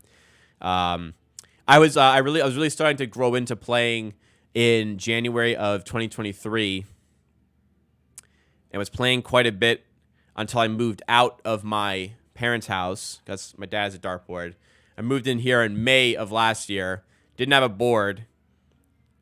Got a board in July, but that was right after I tore my ACL, so I couldn't play for a few months. And then I recovered enough to play in October. I've been playing ever since. It's been fun. Am I good at 8-ball? Like pool? Like real pool? Not really, no. But, I can handle myself, I guess, at a bar in some capacity. Who is working hard? Not me. G is right. It is these bench guys. Putting in work, not used to playing with each other very much, not very acclimated, some of them, to the NBA surroundings. I'm looking at Jemias Ramsey, but they're digging in there, and they're playing great basketball against one of the stingiest defenses in the NBA. Absolutely. Can you beat Angel Reese in a 1v1? How tall is she?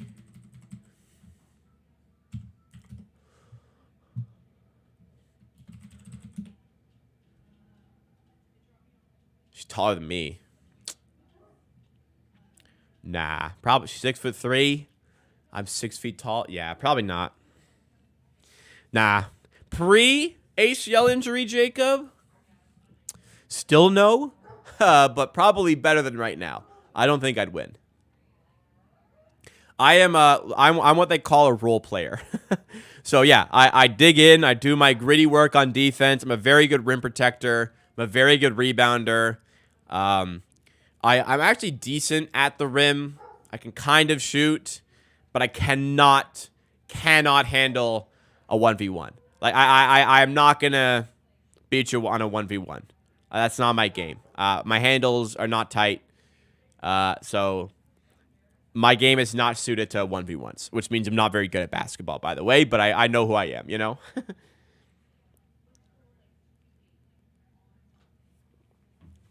Giovanni says, I don't think Halliburton is 100% even after he came back from injury. I don't think it's Siakam or the Pacers are not doing well. Oh, it's not like Siakam, but what's interesting, and I heard about this on the Hoop Collective podcast this week.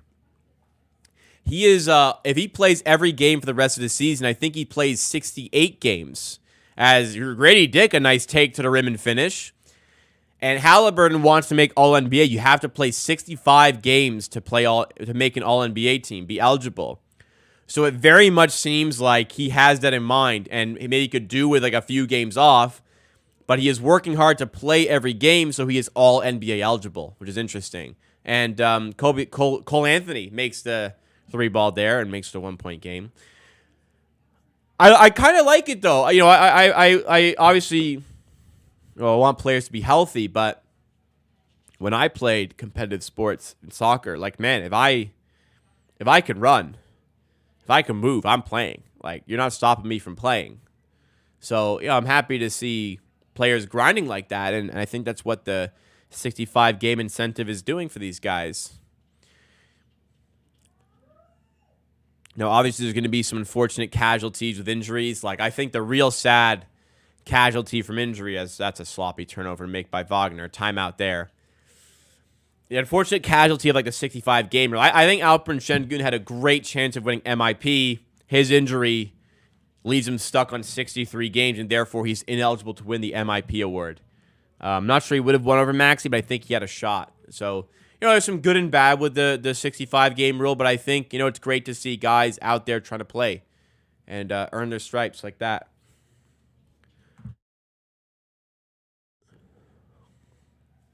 Bruce Brown needs to take some notes out of Grady Dick for making layups. For real. Grady Dick's great. I did the video on him yesterday. Grady Dick has been great.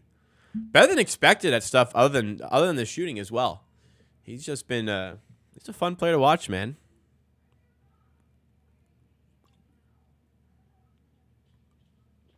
I got to say, guys, Raptors are playing pretty well here. Can't complain very much with how things are going. Obviously, can't have a sloppy turnover like that. And we've had a couple today. But the offense is flowing well here. Defensively, doing okay. I was worried this would be a game the Raptors don't even reach 100 points. It's not looking like that at the moment. That being said, past 2 games, we've started really well and fallen off very quickly, especially in the second half. So hopefully not the case today. Up 22 on the Nuggets on Monday, L. Up 16 on the Pistons, I think it was, on Wednesday, L. So let's hope this effort can be sustained and adjustments can be made over the course of the 48-minute game.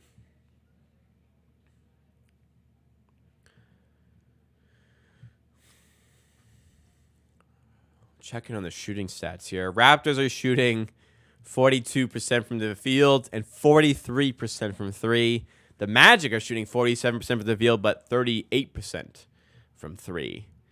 So, it's a turnover battle. 6-4. They've turned it over a couple more times. They have one more offensive rebound. I see how the game is as tight as it is here.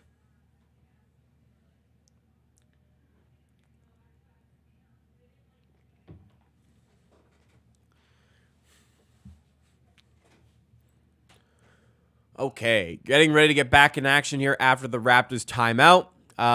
Hey, they started down 10-3, and it's been a nice recovery since. Yeah, what did Darko do to Abaji? I'm not sure. What the comment there is referencing. Reminder, guys, if you're enjoying the stream content, please hit that like button. Let's try to get to 50 likes by halftime here and drive ourselves up in that YouTube algorithm.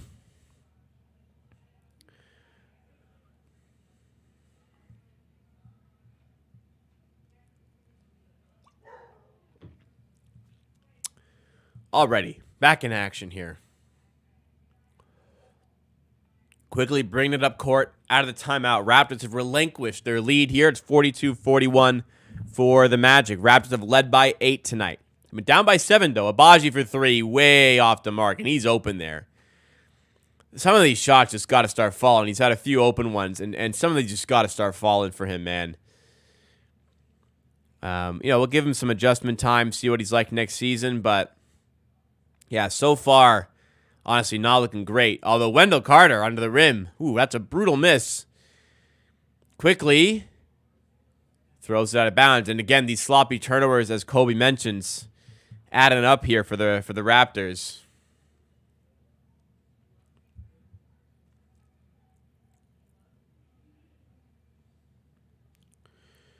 A foul on the other end. Something called. Not entirely sure what has been called here, but Wendell Carter called for a push-off or something, and it is Raptors ball. If I hear an announcer use the word effort one more time, I'm going to throw my brick at the TV. This basketball, not hockey. Only talent matters, no grinders. That's for letting me rant. I think the effort does matter, but like a lot of the time, like commentators try to mask lack of execution with effort. Good effort tonight didn't happen for them. I personally don't really do that, but I think as Gary Trent gets the one there, I think effort is a relevant part of basketball. Hustling to get back, hustling to make your rotations, hustling on defense, the hustle stats, all that effort does matter. But I do think sometimes that word is used as almost a euphemism for these guys stink. You know what I mean?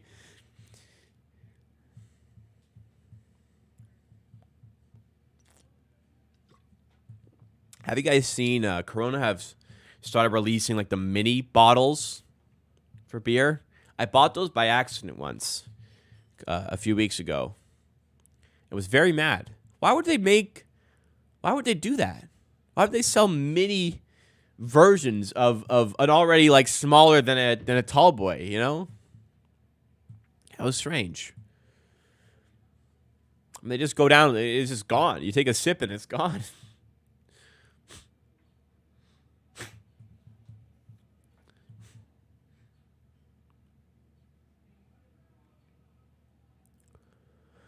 (44-42) for the Raptors. 4:01 to go in the second. His scoring has slowed down a little bit here.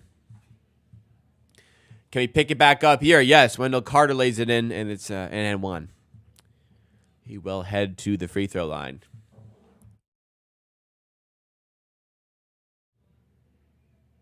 My eyes are bugging me. It might be a Glasses, second half. My eyes are bugging me. I have my contacts in since 6 a.m.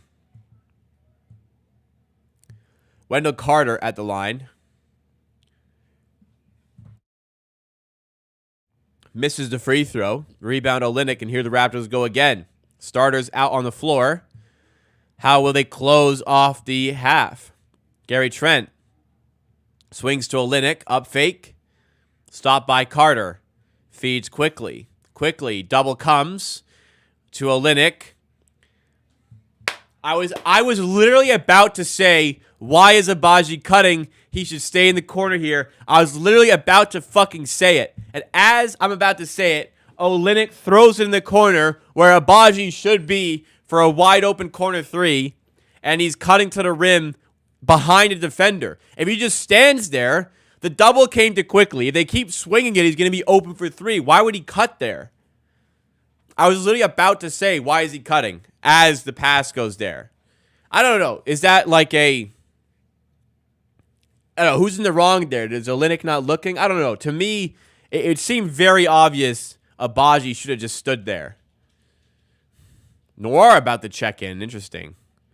Is Agbaji about to get yanked for that? Olynyk. 2 seconds in the shot clock. 3 ball. Up. No good. Rebound Grady. Gets it back after losing it briefly. Nearly turns it over. Olynyk recovers. 7 on the shot clock. Quickly. 1-on-1 with Banchero. This guy can't play defense, bro. Almost got the 3. Almost got the steal. Got the stop. And it's a shot clock violation. Oh, they call a foul there on Banchero? This guy can't play defense. I told you guys. A prayer at the shot clock buzzer and Banchero's fucking fouling him. This guy can't play defense. Not gonna drink like that.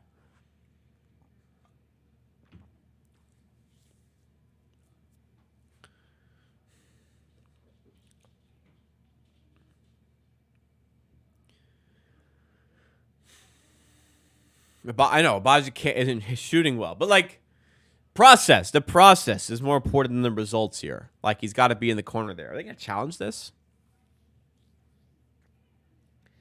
Yeah, they are gonna challenge this. All right, let's see.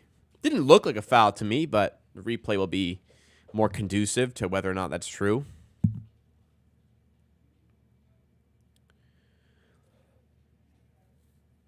So quickly, kind of got out here. Yeah, oh, batted away, goes up. And Banchero kind of lands in his landing. It kind of gets in his landing zone there. Yeah, I mean, he's in his landing zone. It's soft, but... Call on the floor stands. Oh, it wasn't a challenge. They just wanted to see if it had occurred before the shot clock. Before the shot clock buzzer went, which it clearly did, but did look like a foul as well. Just to be clear.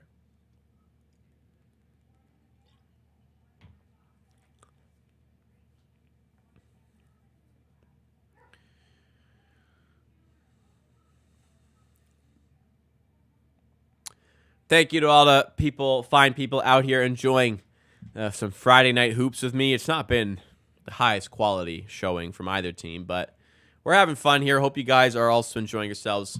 Reminder, if you are, to smash that like button. Keep driving us up in that YouTube algorithm. First of all, let's try to get this stream to 50 likes. We're 12 likes away from that point, and we are just about 50 subscribers away from 17,000 on this channel. And not only do you get great Raptors content when you subscribe to the channel and streams like this and videos as well on the channel, when we get to 17K, we're giving away 2 Raptors jerseys. Get on board with the amateur army for the Raptors content, and you can also get yourself ready for the giveaway. The giveaways.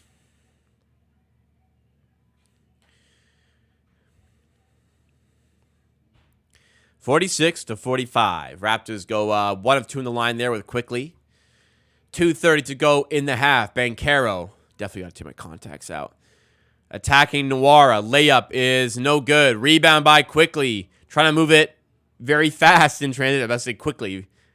But I move it very fast in transition. 46-45. Had to slow it down. 2:09 to go. Shot clock at 8. Quickly to Nwora. Nwora trying to get past Suggs. Bad idea. Stolen. Here comes Suggs. Lobs it out to Wagner, who's fouled as he's going up. And he's going to head to the free throw line. Yeah, so it's not been unlike the Raptors to stick around for the first half. Will that change in the second half remains to be seen.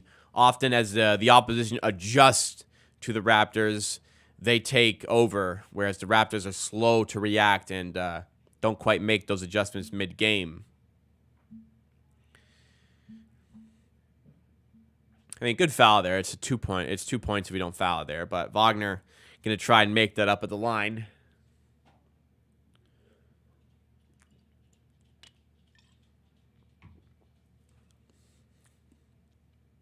Too many lagers. I don't have anything else but lagers in my fridge. It's going to be a rough night. Quickly bringing the ball up for the Raptors. Less than 2 to go in the second. 48-45. Quickly. Sizing up Suggs. Gets it to Abaji. Raptors running a play here. Handoff to Olynyk. Gary Trent flares up. Gets a screen. Switches on to Wendell Carter. Not sure what the plan is. Quick. Trent fades away. And that was an ugly, ugly set. Well, the line that got us the lead was our bench lineup. Again, their bench lineup. Like, you can't keep the bench lineup out there when the starters come back in. Quickly to Trent for 3. And he gets it. Straightaway 3 is money, and the game is tied at 48. All right. Raptors are 7 of 17 from 3. Magic 6 of 17 from 3. Interesting. Not been the highest quality game here. Certainly a game where the Raptors can get kept under 100. They're on pace to not get 100 at the moment. Banchero called for the travel. I guess Raptors are on pace for like exactly 100. So who knows? Don't get caught lacking on Gary Trent. He's knocking down his threes this year. Nick Kelly Regiment pouring my whiskeys this weekend. Enjoy. My whiskeys. Your whiskey. I mean mine. I ain't exactly a whiskey guy.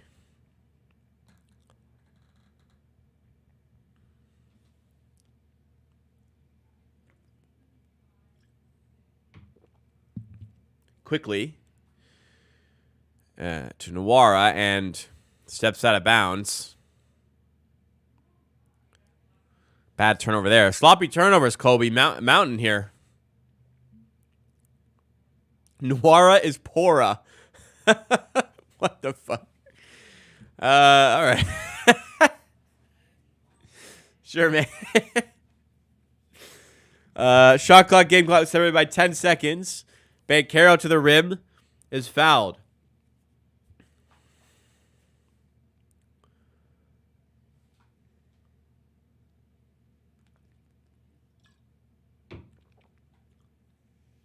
Gotta get creative.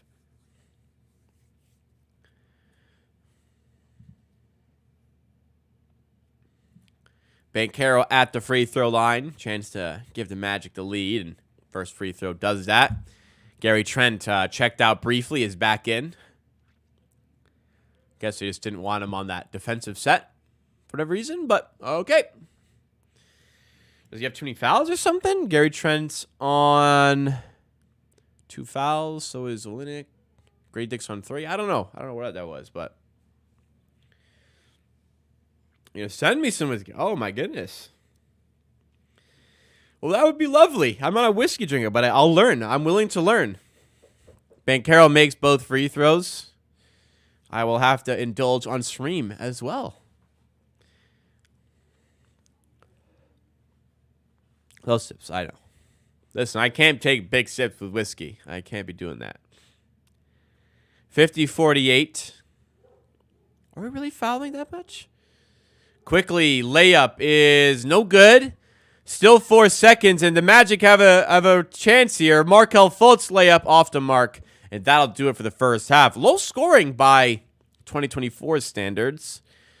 The Orlando Magic lead 50-48 at the half. So I said I don't think the Raptors will crack 100 tonight. On pace to concur with that statement, but I'm hoping things change in that second half. All right, guys, I am going to get a refill. I am going to go to the bathroom, and I will be right back. When I'm back, we're going to look at the box score from the first half, talk about what we've seen, and get ourselves ready for the second half. Don't go anywhere. While I'm gone, great chance for you to hit the like button, consider subscribing. We're very close to 17K on this channel. You can help us get there.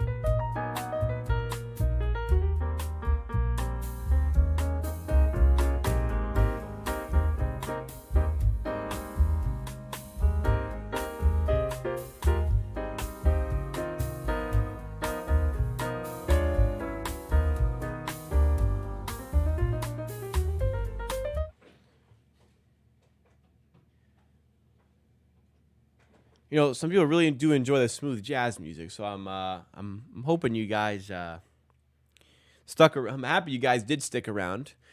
My contact were bugging the shit out of me, so I had to go with the eyeglasses here. Didn't go for another Corona. Went for another Harp here. I only bought two, and I bought them specifically to have on stream today. I don't really like them, but, you know, Ireland. Brewed in Ireland. So, St. Paddy's Day soon. Yeah, that's it. Got to finish my Corona first, but Raptors have finished off their first half here.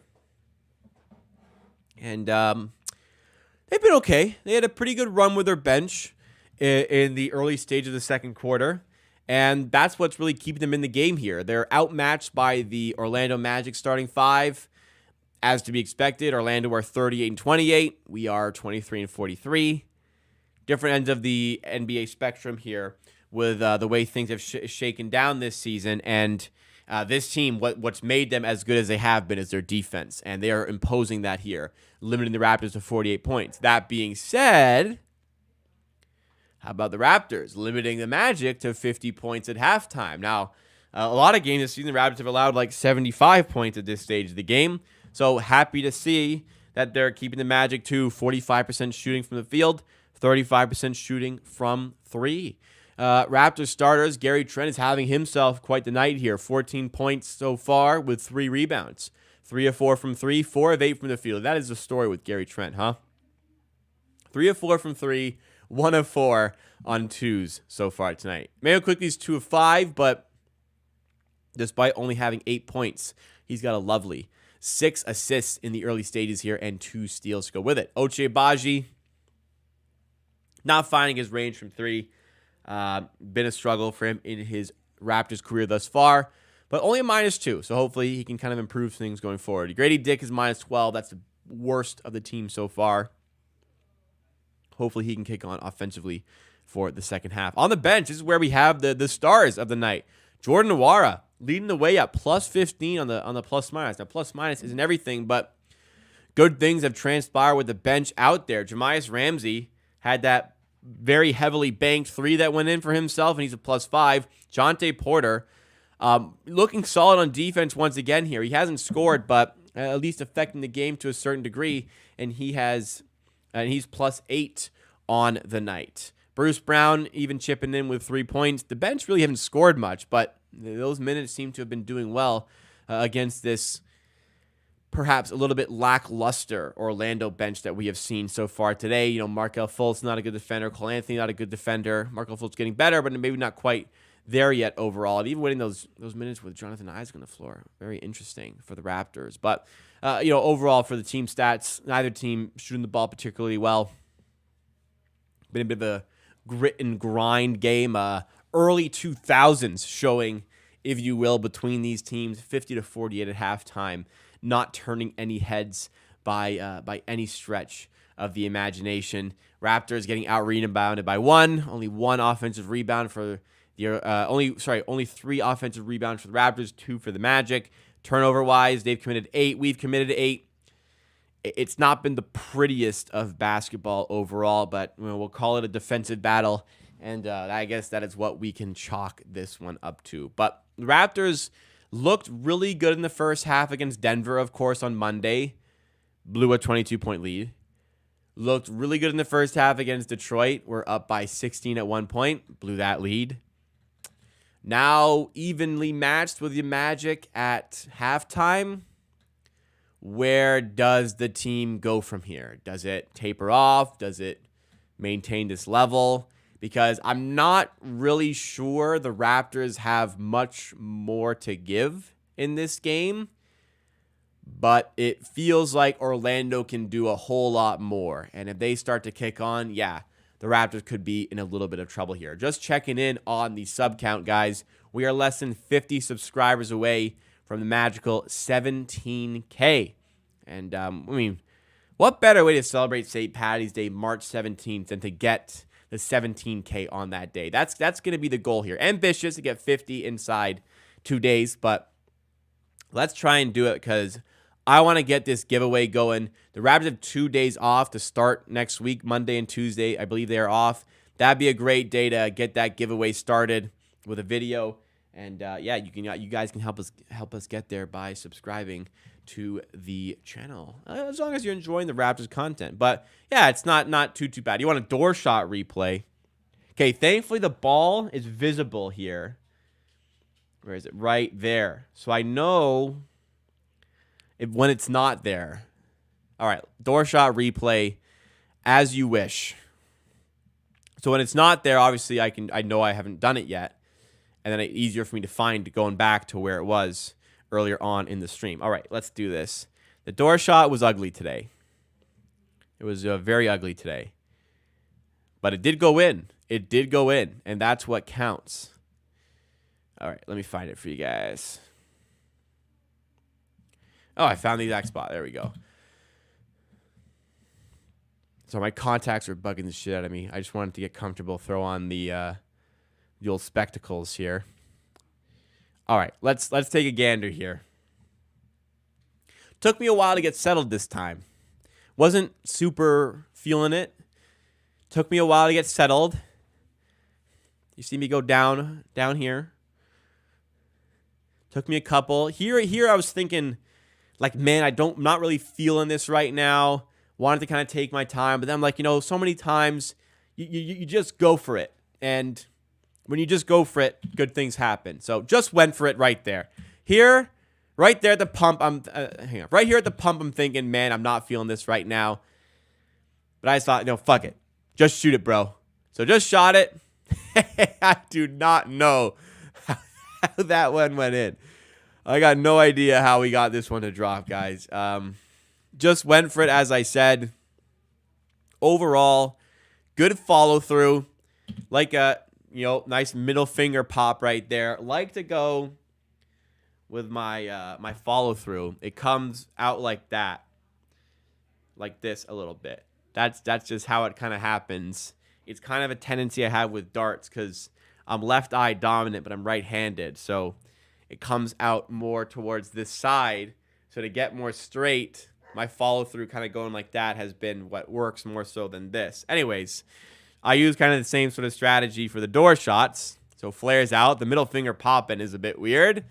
But where does this collide? It goes right up in between the fun and shot. Somehow it drops. So I didn't even get the direction necessarily right today. We're really dissecting this. Didn't even really get the direction right today. Pops.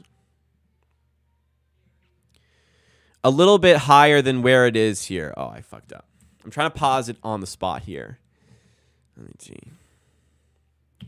Yeah, right. Yeah, a little bit high and left, but gets the. Oh my god! It really. I didn't even notice at the time. It really pops up on the rim here.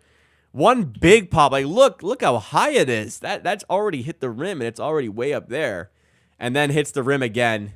That rim not very tight, but as somebody in the chat mentioned, is a bit a la Kawhi. And here, look at that reaction. That is somebody who has gotten away with murder with that one, because that was nowhere fucking close to a humdinger. That was nowhere close to where I wanted it to go, and it dropped. And I knew I did not deserve that make, but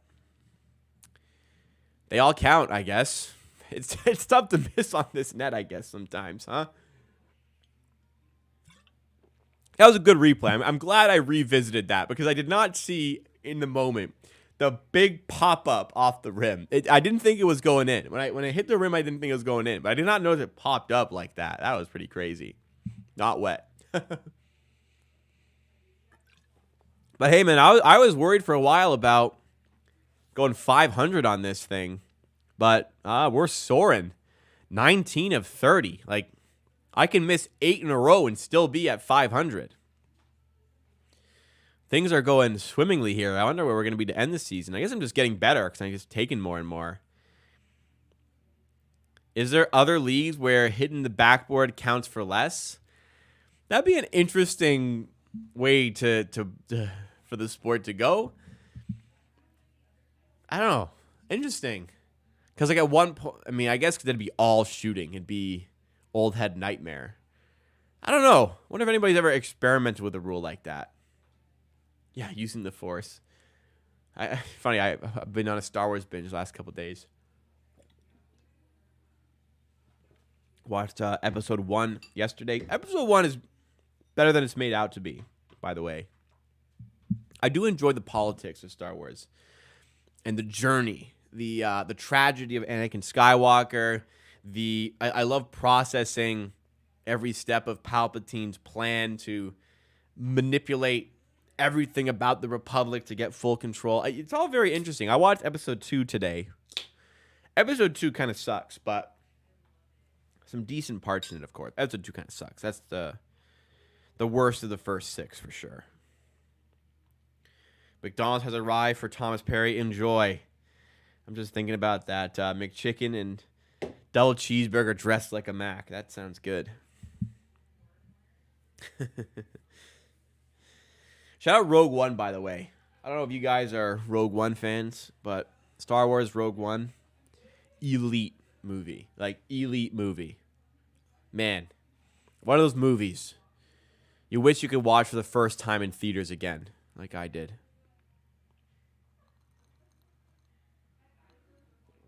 Amazing. I couldn't even drive afterwards. I was so in awe with that movie. It was so good. Of course I remember your order. It's food. What do you think? New TV Shogun. Anybody watch it? I don't spoil it because I am going to watch it. I've heard good things, and Giovanni also mentions it. I'm a big fan of those sort of not themes, but you know what I'm talking about, like I guess old Japanese. What am I trying to say? I have no fucking clue what I'm trying to say, but I really like Ghost of Tsushima. You know, samurai, shogun. That's what we're getting here. I can't speak properly. Is it good? You guys like the movie? The TV show? Because I'm going to watch it anyways, but would love some thoughts if anybody's been watching it on Disney+. Glass, I give you Peter Griffin vibes, I guess, with the buzz cut a little bit. My contact was just bugging this shit out of me. Sometimes I get if I've been wearing them a long time, they're dried out a little bit. Like I have a light up here, and here. The bright lights, LED lights, just kind of bug me. So I'm just whatever. Content's fine if I wear glasses too.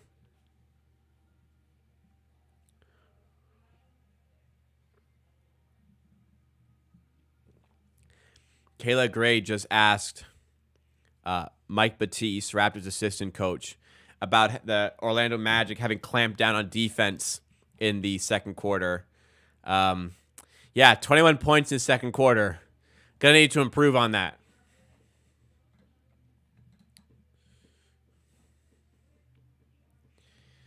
I mean, I don't know. Not getting looks at the rim. We're shooting 39% from the field. We're shooting probably like 37% on twos today. It's just got to be better than that. Like the Stars, not as a big fan of episode 1-3. New trilogy I enjoyed. Have not seen this show. I did not like the new trilogy. I think, with respect, if you're older than me, you grew up not liking the prequels. But I think the younger audience actually like really grew a big liking for the prequels, which I have mostly. Not really episode 2, but episode 1 has grown on me a lot.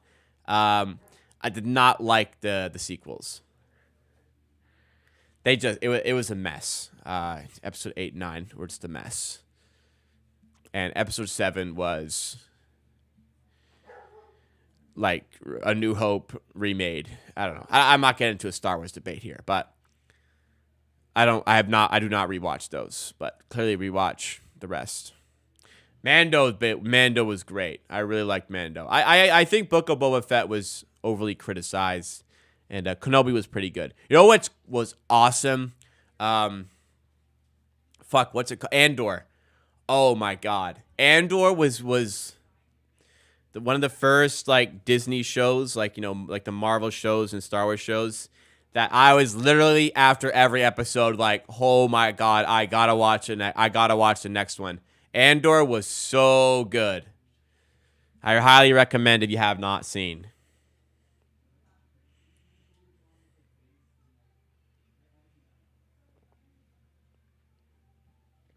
Honestly, I was shocked. I didn't think it'd be great, but it was so good.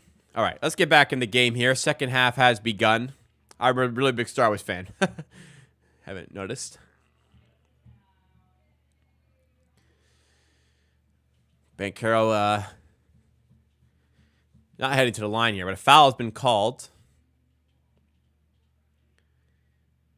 Officials timeout here.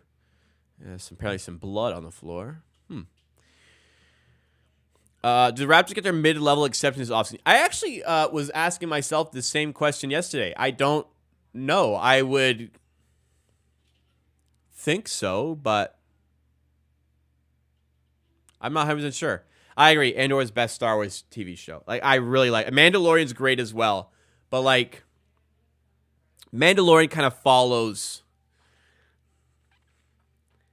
It's great, but it follows like a same sort of plot episode to episode. We need this to continue our journey. It's on this planet. They go to this planet. They meet a local. Hey, we need this. Well, if you want this, you have to help me with that. All right, we'll help you with that, and you got to give me this. And then they help the locals. They win. They get what they need. Next planet. I don't know. It's good, but like a lot of it kind of follows that formula. But it is entertaining. It is very good. Andor, though, is elite. Mo Wagner to the rim, no good. Banchero, though, put back, slam. First bucket of the second half. And we are on the way here. 1 minute in to the third quarter, 52-48. I've spoken. Gary Trent for three. Bang! Gary Trent having himself quite the performance in this one. 52-51, excuse me. Orlando's barely beating our deep bench is a good sign for the future. Yeah. I mean, it's not bad. We'll see how the second half goes, but Gary Harris 3 there makes it a 4-point game. The Raptors are competing, and that's what I want from them. They're competing. They're staying competitive.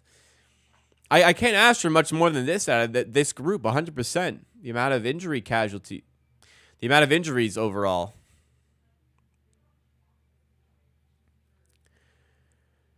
Jalen Suggs to Wendell Carter at the rim. Layup And one. Another and one opportunity here for Wendell Carter. I really like Wendell Carter. He's a good player. Underrated, even.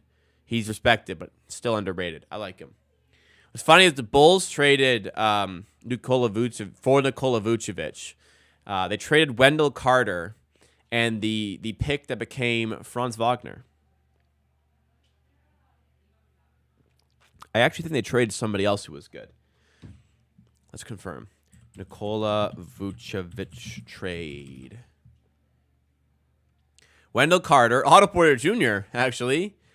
2 first-round picks, one of which became Franz Wagner. What did the other one become?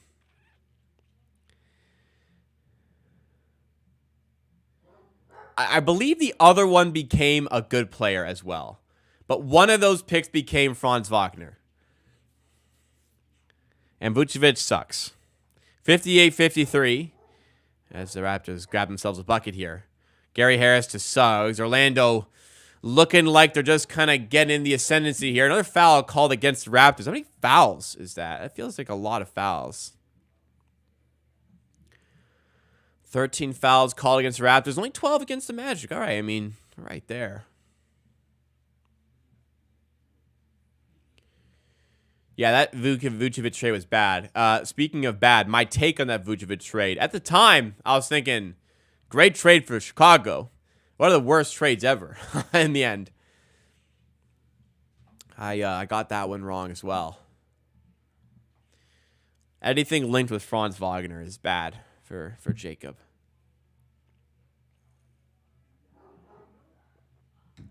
Let's see. Vucevic Bulls trade, what the picks became. Let me see.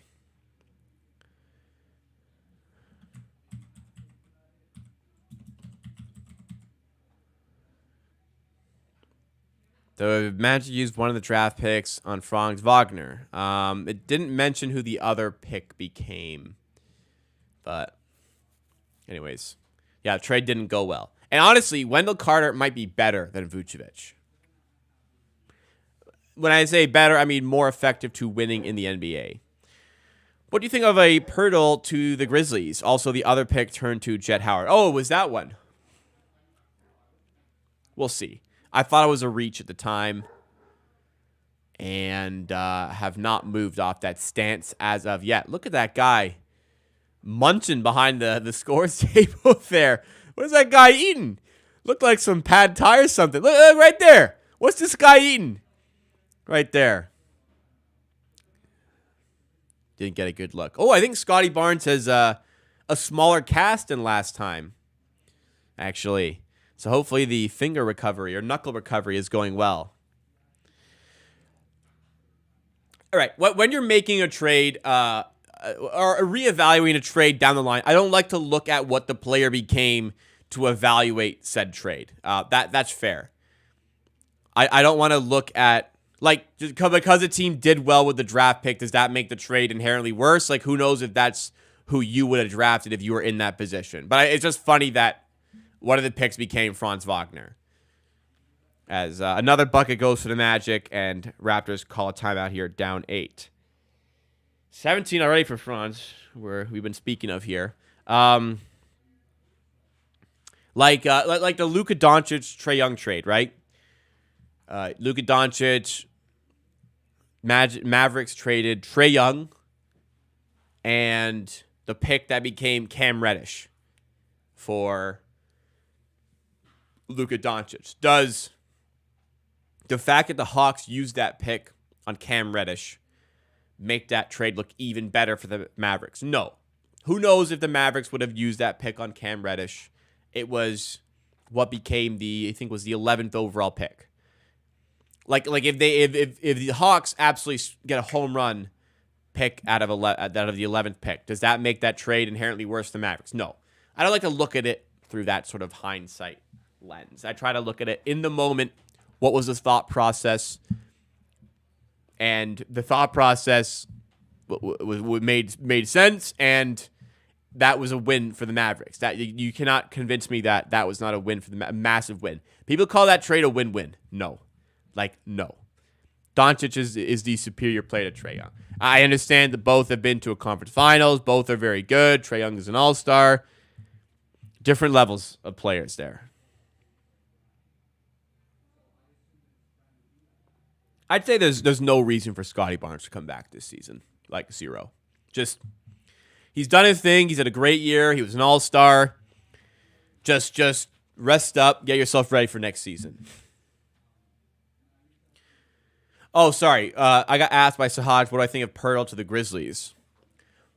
Pretty interesting pick-and-roll partner for Ja Morant. Although I feel like some spacing would be more necessary to that position. Not like they didn't succeed with Steven Adams there who can't shoot, but possibility to do that. Todd's pair rewinded and did look like some pad thai courtside. Who knows, but I don't know, just funny. He's at the scorer's table chowing down.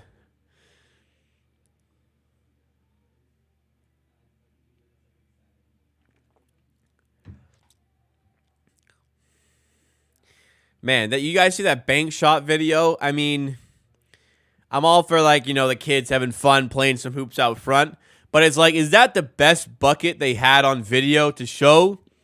Like, they're going to send this into Tangerine bank shot. Let's get the one that barely front rims and trickles in. Like, was there no cooler shot to get a video of and send in for Tangerine bank shot? Right? Am I wrong?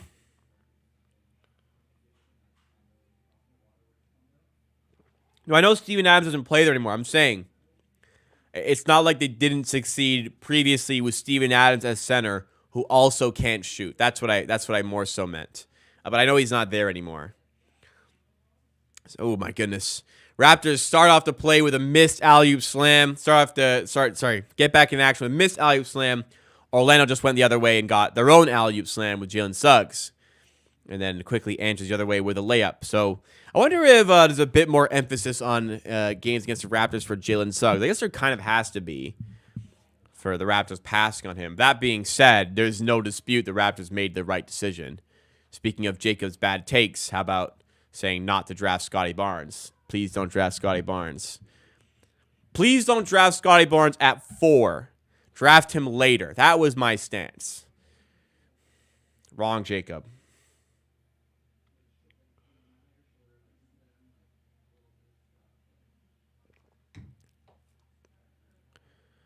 Does Pirtle not have to join the team? What do you mean? If you mean like the Raptors, Pirtle is currently sitting on the Raptors bench in street clothes, but I've seen Pirtle here today. Hey, listen, if you're getting postered, it just means you're in the right position trying to make a play. If a guy's never getting posted, it means he's never trying to make that block on defense. You know what I'm saying? Yeah, you can move out of the way, let that guy dunk. You're giving up an easy 2. You get posted, it means you're hustling, trying to make that play. Respect.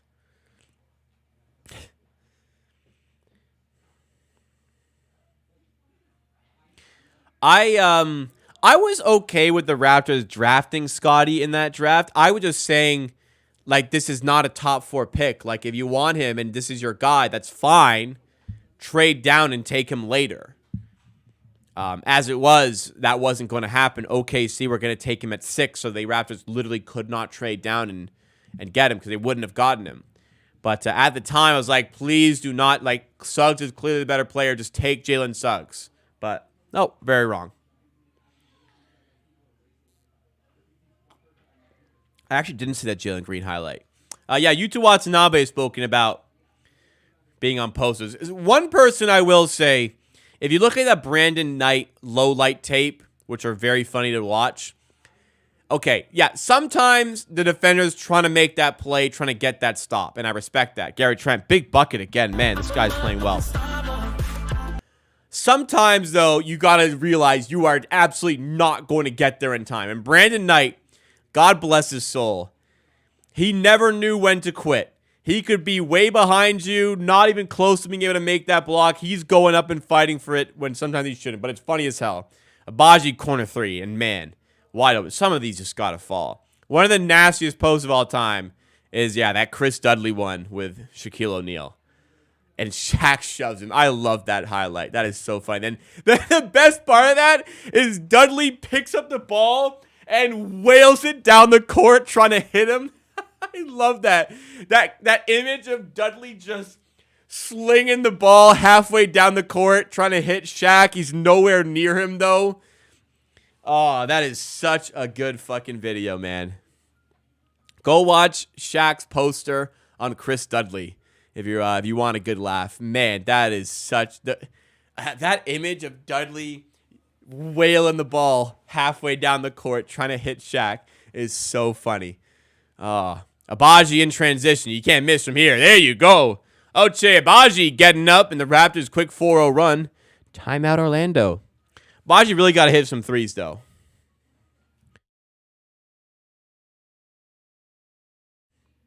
I'm very happy wrong about Scotty Barnes as well. Chris Dudley was definitely his feeling. Shaq run his way. Okay, I won't be able to show it on stream because last time I actually showed a highlight, I got the stream demonetized, even if it was very brief. So I'm gonna look at it myself, but I'm gonna go watch the Shaq Chris Dudley highlight here. All right, let's watch this thing. 480p, my goodness. This is what we got here quality-wise. But Shaq dunks on his head. Here we go. Who is that? Shaq dunks on his head, backs him down, turns around, just says, yeah, literally get out of my way. Dunks on him, comes in, shoves him, and then Dudley gets up. You got such a great view of him fucking wailing the ball. Nowhere near. I think he says like fuck you a few times. Yeah, he says fuck you a few times. Think he's all tough. Like you just got dunked on, bro. You get dunked on. Inbound the ball, keep playing. Right? Inbound the ball, play. Meanwhile, he's fucking walking up like he's tough. He's got chest hair. Don't care and saying fuck you, Shaq. I mean, Shaq got you, bro. You got dunked on. Then there comes a realization later in the video. I wish I could show you guys. That is such a good video. Best poster of all time, though. Best poster of all time. DeAndre Jordan. I forget how he postered. Actually, but DeAndre Jordan. That's the best dunk of all time. Shout out NBA champion DeAndre Ayton. It was Brandon Knight, of all people. We were just talking, it was fucking Brandon Knight. Of course it was. We keep talking about Brandon Knight. It was Brandon Knight. Doesn't become a politician after? I have a hunch which side. I'm not going to say Whopper went. I hate that commercial. Burger King, I will not buy your products right now because of that horrible Whopper Wednesday commercial. Ocho doesn't seem to let the misses get to him. That's good. There was one early in the game where he was wide open in the corner and he ran away and Olynyk threw the ball there and he wasn't there. Where he should have stayed there. I mean, I guess look, if you're open, you got to keep shooting. That's good that he doesn't just take inside and not shoot anymore. But that was nice though. Take it to the rim. Can't miss if you dunk it. Usually, he did miss a dunk actually a few minutes ago. But yeah, you're right. You're not wrong. He's still shooting. Katie got dropped twice today. That is sad.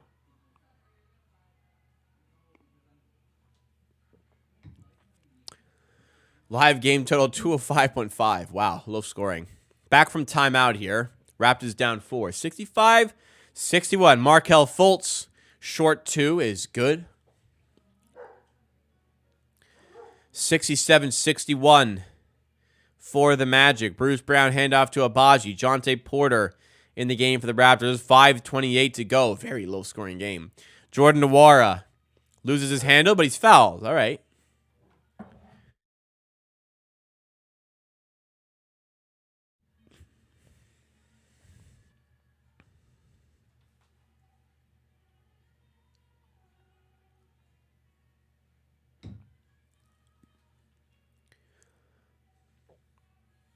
Nwara to Bruce Brown. Now, Jonte Porter. Porter swings inside to Nwara. Layup is good. All right. Nice pass there, Jonte Porter. Getting better and better, it seems, Porter. Starting to enjoy his game a little bit more without the the playoff lens I was watching him under earlier in the season. He's winning me over a little bit here. Jordan Nwara, corner three, up and down. Raptors down by 1 here. Jordan Nwara playing very well today. I've had some criticism for him late because of his poor defense, but today he's being a bit stingier. He's knocking down his shots. Playing well. Wendell Carter for 3. Off the mark here. Rebound falls to Jordan Nwara. In transition, Nwara, spot up 3. Oh, Jordan Nwara. Sorry. Pull up 3, rather. And he connects, and the Raptors lead 69-67. We were just praising him. He gets the big rebound, walks the other way, looks off a wide open Gary Trent in the corner and says, nah, I got you, bro. Pull up 3 is good. Banchero, other way, responds. 70-69 Orlando. Give the ball to Jordan. Give the ball to Jordan. Air Jordan. Here he is. Off the screen. Just shoot it, bro. Jordan Nwara 3. Oh, air ball. Air ball. After all that, he airballs a fucking 3. That's funny. That's funny. Back-to-back 3s. You know what? I'll never get upset with a guy for heat checking himself, you know? I'll never get upset that he went, I'm hot, I'm taking this shot. Fair enough. And Suggs, 3 on the other end.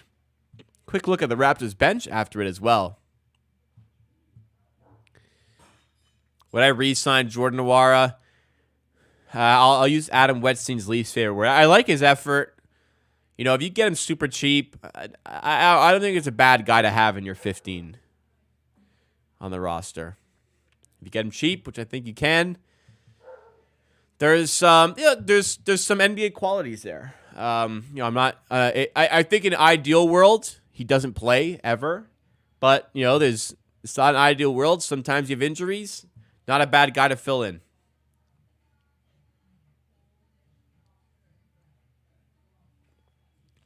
Okay, Zan James, I take back what I said. Very rarely will I reprimand a player for heat checking himself, and Precious Achiuwa transition 3 heat check. That is one where I'm like, okay, maybe not. Do I think Darius Garland is similar to Lowry? They're a bit different. I suppose there's some similar qualities, but they're different. Just rewatched the Carter post from the Olympics where he jumped over the guy. Poor guy. Who was that again? I think it was like an actual notable, like semi-notable name. Maybe I'm wrong. Yeah, that was crazy. That team was crazy.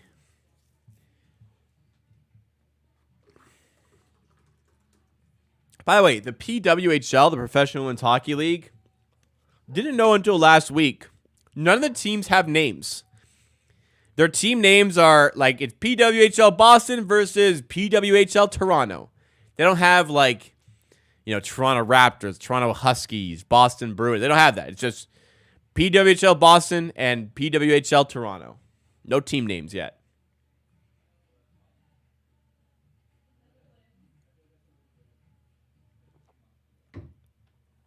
Jordan Nwara feeds Porter down low. It's an errant pass or errant retrieval of said pass, whatever it is. That's a turnover. And the Raptors, who briefly took the lead, have lost it here. But down 6, they get the steal. And in transition, give it right back. It is kind of whack they don't have actual names. I guess they rushed the process of starting the season for whatever reason. And they don't have nicknames, and I'm sure they will at one point. But yeah, it is kind of whack that they don't have names. I mean, picking a name is a very delicate process.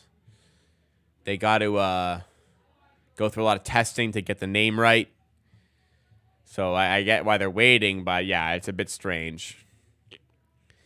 Doug didn't even know that was a league. Yes, there's a professional women's hockey league now in North America. It's Ben Carroll. Oh, my goodness. That was vicious dunk. And right as the Raptors took the advantage, Orlando snatched it right back and go up 77-69. Thomas Perry watch couple. It's good hockey. Women's lacrosse, good as well. I mean, I don't watch a ton of hockey to begin with, so PWHL isn't for me. But if Toronto gets a WNBA team, I'll be at some games for sure. I'm hoping they get one. Beccaro down low to Markelle Fultz layup, and yeah, timeout. Raptors down by 10. It's a 12-0 run, right when the Raptors took a 69-67 lead. Orlando snatch it right back and go up 79-69. Yeah, just kind of feels like Magic are imposing their will on this game, kind of being like, all right, let's get going here. And the Raptors don't have the firepower to match it today. Gary Trent playing well scoring-wise. Same with Nwara, surprisingly. But quickly at 10 and nobody else in the double digits for the Raptors.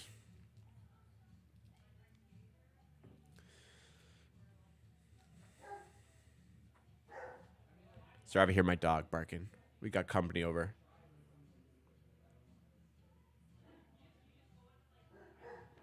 Well, Raptors hanging around. I don't know where the game is going to go from here, but they're hanging around with a quality team, despite the players unavailable. This isn't bad at all. Not bad at all.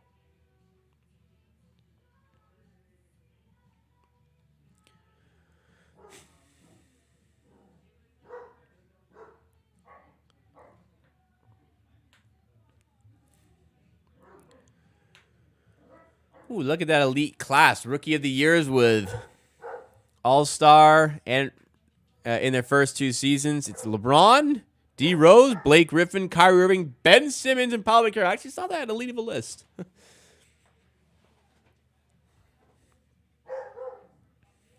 Blake Griffin did it as a rookie, though, All-Star. Not many have done that. Trivia question for y'all, which I've asked on the stream before. Can you name me the last 3 rookies to make the NBA All-Star game? So I gave you one, but name all the last 3 rookies to be in the NBA All-Star game. Look at that. Taj Gibson signed with the Pistons for the rest of the season. Shout out Taj Gibson, man. Shout out Taj Gibson. Can you name me those 3 players? You missed the one. Well, name me the 3 rookies who made the All-Star game. It's all been in the last 30 years.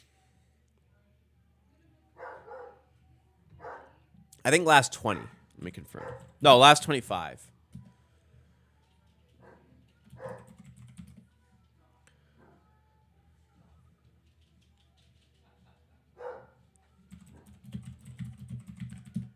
In the last 30 years. Well, Scotty didn't do it as a rookie. Paul Beccaro also didn't do it as a rookie. LeBron actually didn't do it, unless I'm wrong. Last 30 years, so not Magic. Shaq in that range, but not Shaq. As Bruce Brown, corner 3 is good. Look at it. Look at Bruce Brown hitting 3. Yeah, LeBron didn't do it in his rookie year. So I'm correct with the 3 I have. So it's not LeBron. Sahaj is correct that Tim Duncan is one of the answers. Tim Duncan is the earliest of the 3 here. So the other 2 are after Tim Duncan. Orlando restore their advantage here. Now actually they've increased it. They're up by 13 points, 84-71. Bruce Brown, what the fuck was that, bro? Did you guys see that? What is he doing, man? Okay, it's 2 for 1, but like it's a 0 for 2 if you take a garbage shot like that. What is that? Like, let Grady Dick do that shit, man. What is he doing? All right, Jonte Porter gets a steal. This might work out. Grady Dick layup, and they call goaltending? They call goaltending on Jonathan Isaac. All right. So Tim Duncan is 1. 1998 All-Star. Not sure that was goaltending. The other two are more recent than Tim Duncan. All-Stars in their rookie season. The last 3 players to have done it. Other than Tim Duncan. Tim Duncan is one of them, so 2 others. Looks like they are challenging this goaltending call here, Orlando. I'd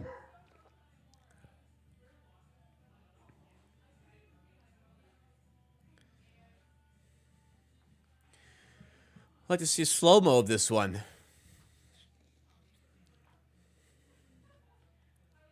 $11 seconds to go in the third. Raptors kept it close throughout, but here we are.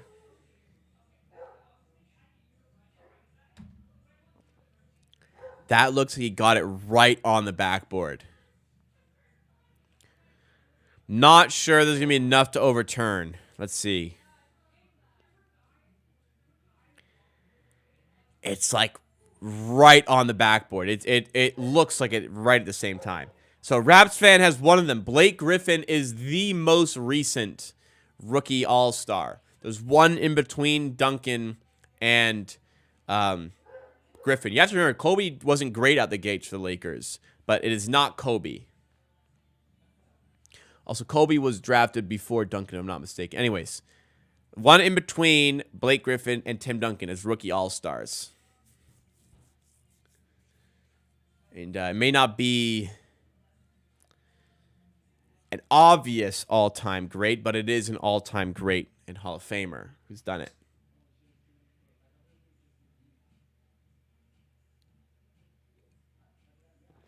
Early 2000s. Don't Google it. Don't Google it. It's not like the flashy type of player that jumps out to you when you think about it. You might have to go a little bit deeper. But this player was a very notable draft pick and did showcase. Kobe is correct. Not sure if Kobe Googled it, but the correct answer is Yao Ming. So the past 3 rookies to have made an NBA All-Star team are Blake Griffin, Yao Ming, and Tim Duncan. There it is. Yao Ming was the last one. So I don't think there's enough to overturn this one, but we'll see what the refs come up with. It looks like Isaac gets it. He pins it, man, right on the backboard. Honestly, if I had to choose one or the other, I think he gets there first. But I'm not sure they're going to overturn it. We'll see. He did it. All right. Shout out Kobe. Got it. That was the most difficult one of the 3. Yao Ming. Good stuff. Let's see what the refs have decided here. I don't blame them if they overturn this.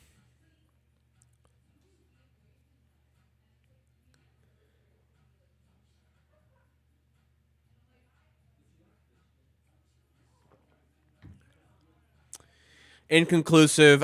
Yeah, I understand. Personally, I think he pins it. They would have left a call on the floor, whatever they called, but tough break for the Magic. Raptors will take it. They get the lead down to just 11 here, hopefully, and get the stop here and going down 11 into the fourth quarter.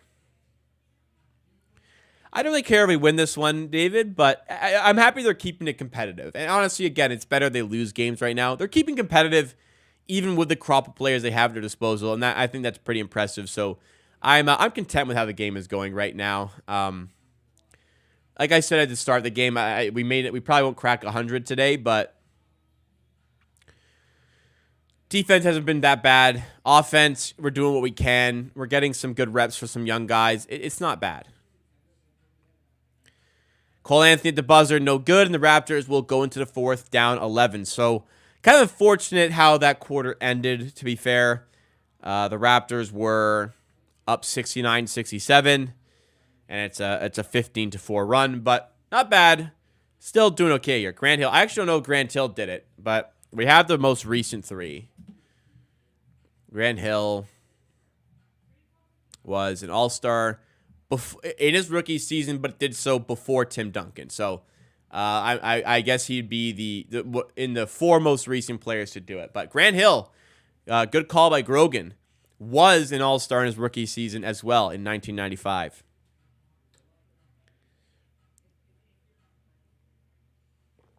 A bit of a classic third quarter, I suppose, for this one. David says, I don't think we're going to make it to the playoffs. Hot take, but I think I agree.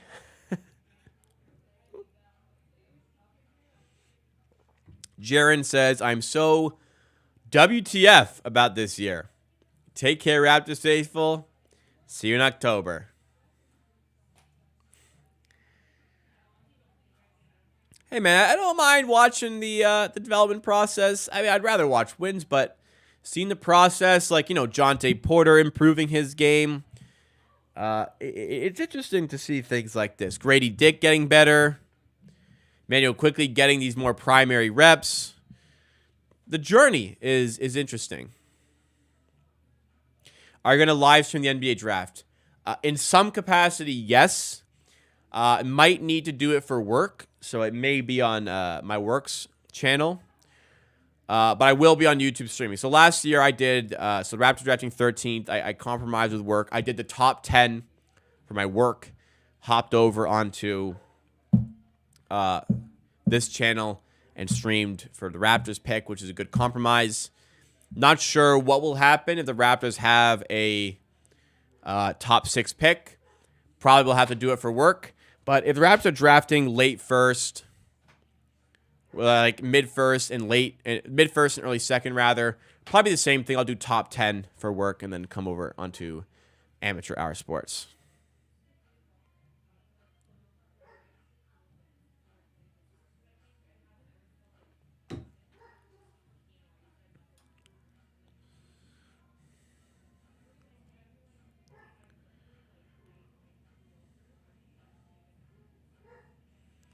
Grogan working hard. Hopefully next week back home. Sorry if you hear the dog. I don't know why the dog's going nuts outside, but 84-73 for Orlando. Raptors suffered a reverse 15-4 run to end off the... Oh, it wasn't 15-4. I'm wrong on my math. It's a 17-4 run to end off the quarter by the Magic. Tough, but... Can they recover? Mo Wagner, corner 3, right in front of the Raptors bench. Gave him a little look as well, and that run extends to a 20-4 run for the Orlando Magic. Who would I like to have as head coach next season? Jordi Fernandez.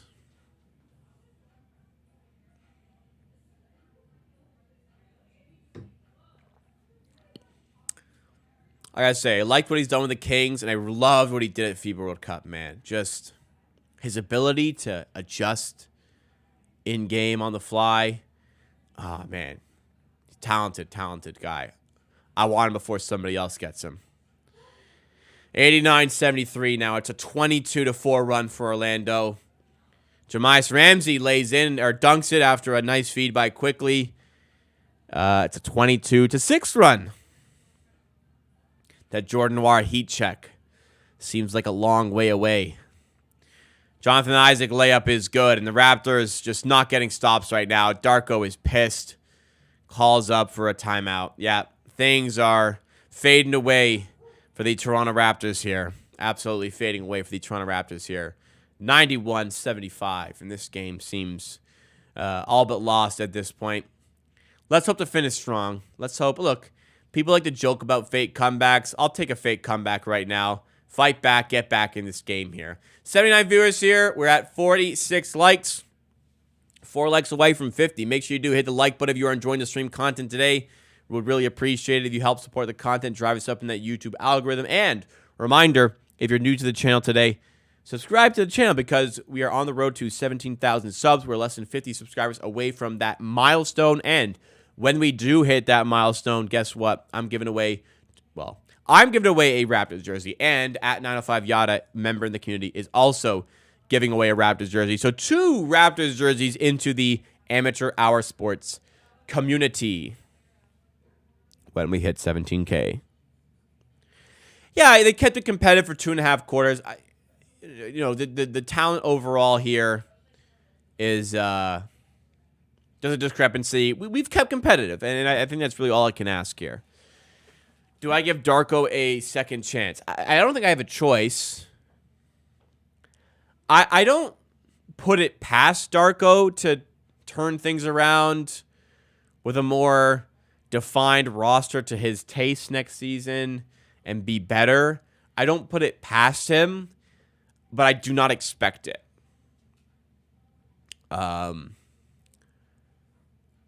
So to me, I think Jorge Fernandez is a great candidate. Somebody's going to hire him. I'd like to make it us before somebody else makes it them. Does Porter have a Tony Snell stat? I actually think Porter's playing well because of his steal. I think he's playing well. Jonte Porter's got 4 assists, 3 steals, and a block. Like, okay, no points, no rebounds, but he's like, he's being a little bit disruptive. I actually have liked Porter's game today. He's 0 of 3 from the field, but I actually think he's impacting the game.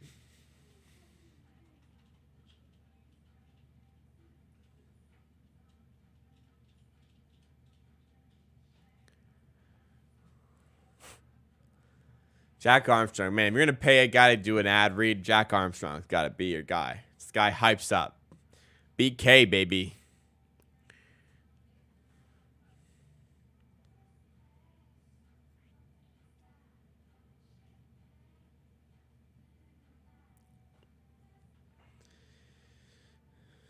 Darko's getting the Sam Mitchell in Detroit team. What's that? Oh, Raptors come out of timeout. Oh, I thought they turned it over there, but it's not a turnover. It's tipped out by the Magic, so Raptors ball here. 8 on the shot clock. Sorry if that was loud. 8 on the shot clock. Raptors down to 16 here. They led 69-67. They're now down 91-75. Quickly blocked, and then Ramsey blocked. It was Fultz on the first block and Isaac on the second block, and yeah, that's how this game is going now. 10:32 to go, and this one's losing life fast.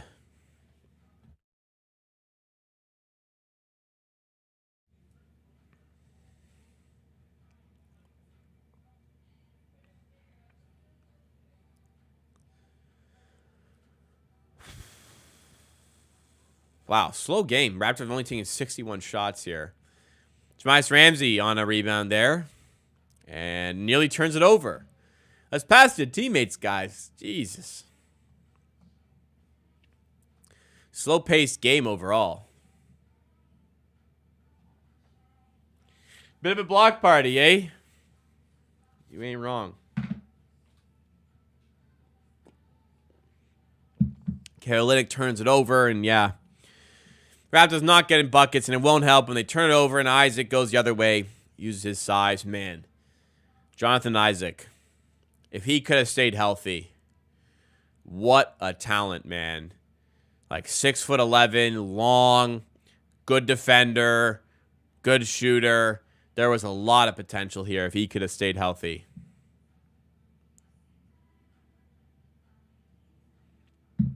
Oh, Raptors definitely need some height. We went from like too big to too small overnight, essentially. Here is Jonathan Isaac in the corner for 3. No good. Rebound. We just can't be allowing. You got Ramsey and Bruce Brown there. You just cannot be allowing a Cole Anthony offensive rebound. They don't make us pay, but that irritates me. Bruce Brown in transition. I was about to say a Bruce Brown moment, but does get the tough layup to go. All right.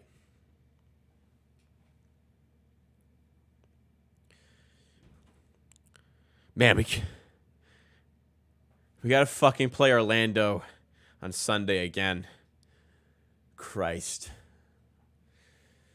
Cole Anthony 3, and it is a 19-point game. This one has gotten away from us.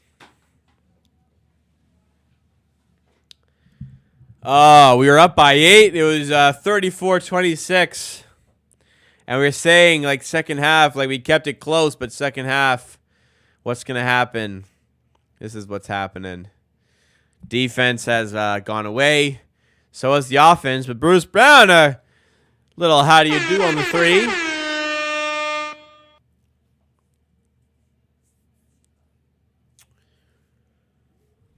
Don't think we're touching 100 today, guys, as I said.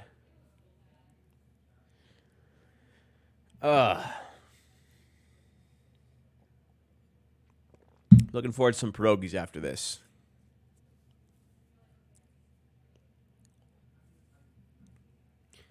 Fultz for 2, off the mark. Rebound by Bruce Brown. Here's Jamias Ramsey. Fouled in transition. Raptors down 16 with 7:39 remaining.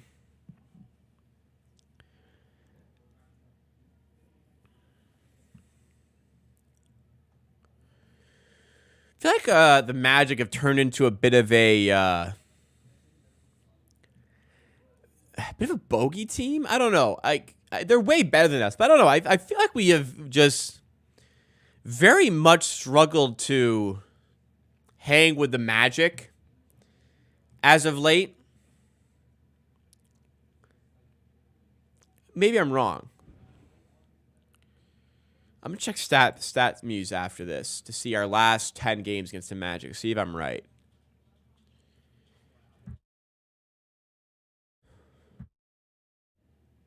Ingles to Wagner. Mo Wagner dunks it in. This game's dead. I mean, you can feel the energy sucked out of this game.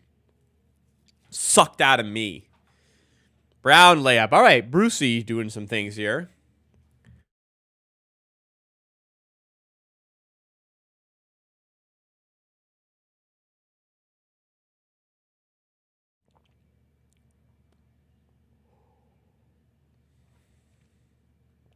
Ingles to Mo Wagner. Outside to Isaac. In the corner, Jingles.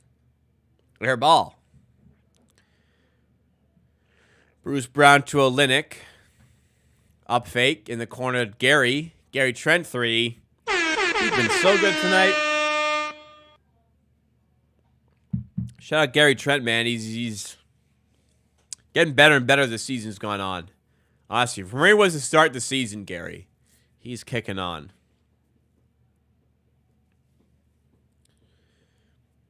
Yeah, size is a problem. Orlando have size. I knew today would be a problem. I give the Raptors credit for keeping in the game for a while. Granted, it's a 12-point game, and this Gary 3, and he hits again, and we're back down to single digits. Nice 8-0 run there by Toronto. All right. Kind of back in it. 9-point game, 8-0 run. Janan says, credit to you for still keeping up with us. Hey, it's my really a quarter, a fifth of my livelihood is derived from Raptors content. I gotta watch the games, so that guys on Twitter can't come at me saying, "Bro, do you even watch the games?" All right.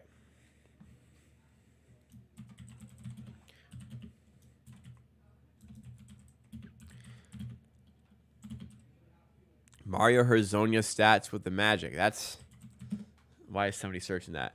Oh, sorry. Gramegna last 10 games. Record. Well, I'm completely wrong. The Raptors absolutely do. The Magic have not had our number. Although our last 7 games, they have a winning record with 3-4 against them. Okay, they beat us 3 of the last 4, so maybe there's something to that. Yeah, I guess there's something to that. Going back a bit more. I was at this game here, but you guys don't care. Last 7 games, he lost 3 of the last 4 to the Magic. I was also at this game. No. Was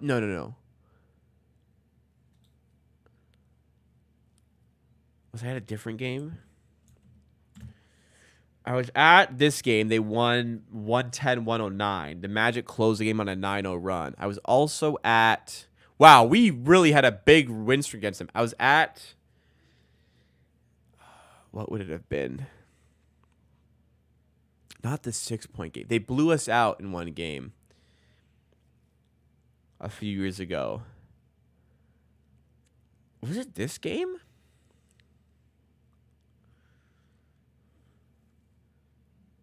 The Raptors made a bit of a comeback in the... No. Huh. I was at another one of these. I swear it's after this one, but I don't recall the Raptors keeping it that close. I recall a blowout. And it wasn't in 2022.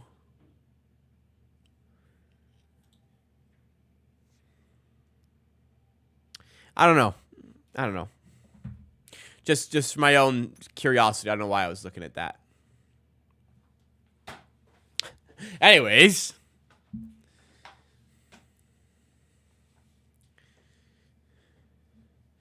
Who played keys at halftime? What is keys? I did make door shot today. Got a wicked bounce off the rim and backboard, but it did drop in the end. Tough to win 3 stars combined 14 points. Agreed, but the Magic are a very good defensive team. I believe they're one of the best in the league. NBA team defensive ratings.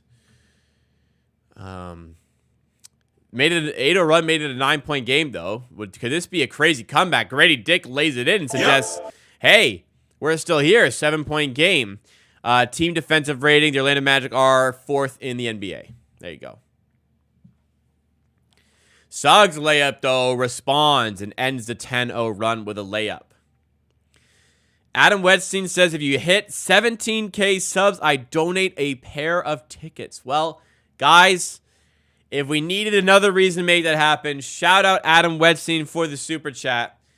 If we hit 17,000 subs today, Adam Wedstein is donating a pair of tickets. Now, we got a long way to go, but there's a lot of incentives here.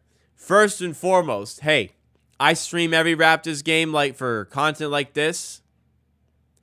I also am doing videos about this team throughout the week.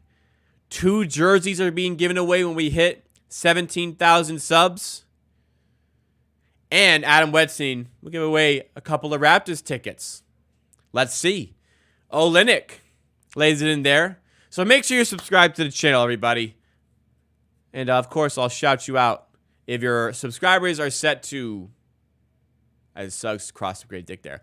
If your subscribers are set to public, it will show up on stream right here. And I'll shout you out. If it's set to private, which it could be, it won't pop up, but I won't be able to shout you out. Suggs for 3 at the buzzer, and that's a dagger. Right at the shot clock buzzer there. Jalen Suggs, ooh, he's talking a bit of shit, and he deserves to. 104-93. Grady Dick for 3. And the Raptors stayed down by 11 after the miss there. 4:51 to go. Thank you so much, Adam Weston, for sending it in, though. I really appreciate that. And I hope we can get to 17K for you. Tickets next year. Delay them till next season? Nah, we're not going to do that. But we got 49 likes to go for this season. For today's stream to get there. 49 subscribers to go, rather, for this stream. Chat. Thank you, Adam Weinstein. Gary Trent for 3. Bang. Gary Trent is keeping us in this fucking game, dude. Gary Trent's got 20. Gary Trent's got 30. Gary Trent has 30 points, ladies and gentlemen. Not often these days, Gary gets 30. Wendell Carter responds immediately back to a 10-point game. I looked at some tickets while I was in New Orleans. They had some at $20 US. Wow. I wish, man. They're good, too. 4 minutes to go, down 10. And I'm liking that this team is, hey, I asked for a fake comeback. I'm liking this team is staying in this game a little bit as my dog comes to join the party here. Hey, Juno. Hey, Juno. You want to come say hi? Come say hi. She's in a bit of a feisty, playful mood, I can tell. Come here. Down 13. Wendell Carter 3. Come here. Come here. Come here. Come say hi.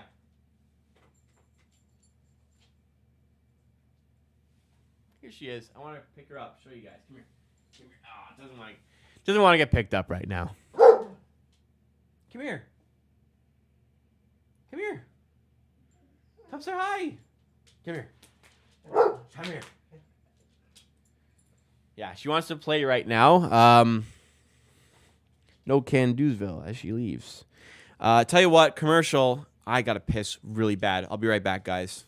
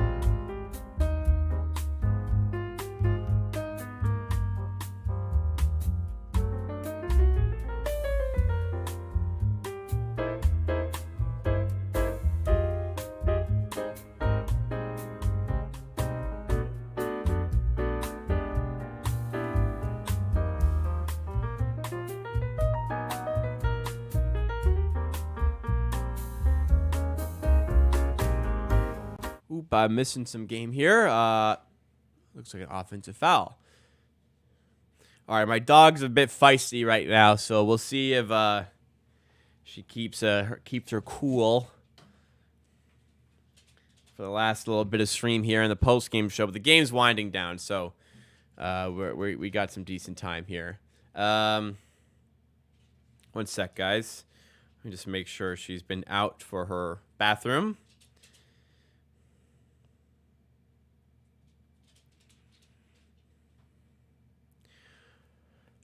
Fun little like fake comeback or so, but frozen wet dog. Don't have any wet dog food on hand right now. But I mean, it's almost done. Once the stream is done, I'll be able to go play with her. But just like that, my Knights ruined Kobe. If you were coming through expecting something different, I don't know what to tell you, pal. Who are the Molson 3 stars? Gary Trent, first star. Gary Trent's been sensational. I mean, Quickly's got 10 assists. Jordan Noir had that nice little hot stretch. And, Bruce Brown actually had one of his better games for the Raptors, so I guess he kind of has to fit in there.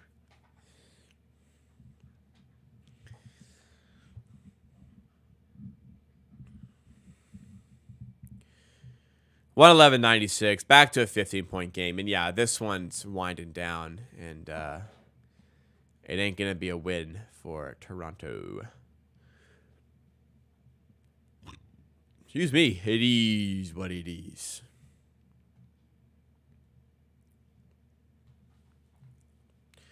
I think the Rockets are going to catch the Warriors for the play-in. They've been playing well. I don't know how long Curry's out for. Caleb Houston checking in. He's from Mississauga. That's cool. If Steph Curry's out for a while longer, then maybe. Steph Curry, questionable for Saturday. I don't think Houston will catch, but not impossible. Wendell Carter on the rim. Yeah, that just sums that up. Second half, defense has gone to sleep here. Raptors have scored more in the second half than the first half, actually, and they will break 100 here. They're at 100 now, but defense has gone away a little bit. Orlando just kind of took over in the second half. The higher quality team, as the game went on, just continued to push and push and push. And when they stepped it up, the Raptors couldn't quite match those levels. Though Gary Trent with a steal here, up at the rim fouled. Gary Trent having, is this his game of the season or what? 10 of 16 from the field, 7 of 10 from 3 for Gary Trent Jr. 30 points. 4 rebounds, and he's sniping, boys. 0 assists on top of it.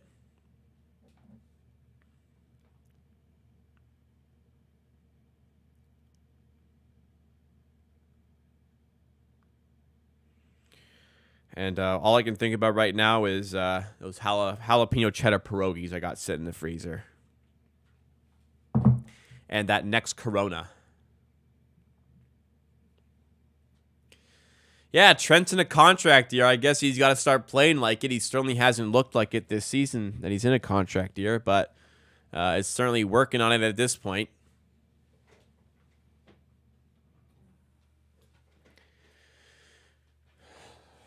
I don't really like. I don't know. How do you guys think about Jalen Green? I'm personally, yeah. Gregory asked, "Are we 7th worst right now?"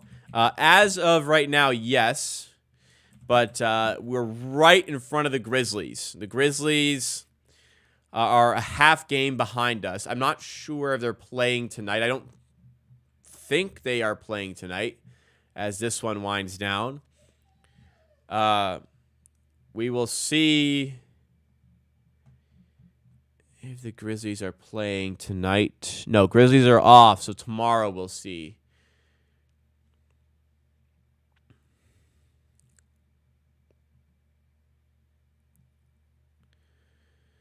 Thomas Perry's a big believer in Green. Interesting. Come on, select Ingram. We'll see. I don't know. I would like try to give him the benefit, saying like, right environment, maybe he thrives. But I feel like Houston's a great environment to be in right now. A lot of good vets, ascending team, and it still wasn't really clicking. Sometimes a change of scenery helps, but he wants to do his thing, play his style, be very ISO-driven, and he's not really good enough to do it. I don't know. Kelly Olynyk is fouled out here. He's complaining. I mean, they're down 10 with 55 seconds left. I mean, just check out, bro.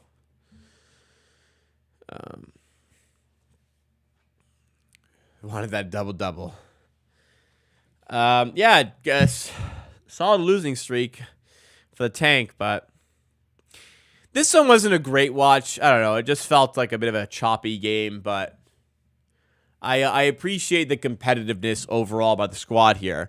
When this game is done, we'll get into the post-game show, see if the Raptors can make it a bit more interesting, and it looks like Orlando will dribble this one out.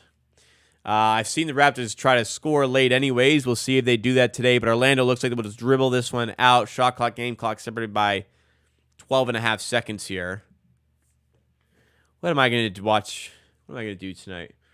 I might just try to watch some random ass shit on YouTube tonight. I think that's the vibe.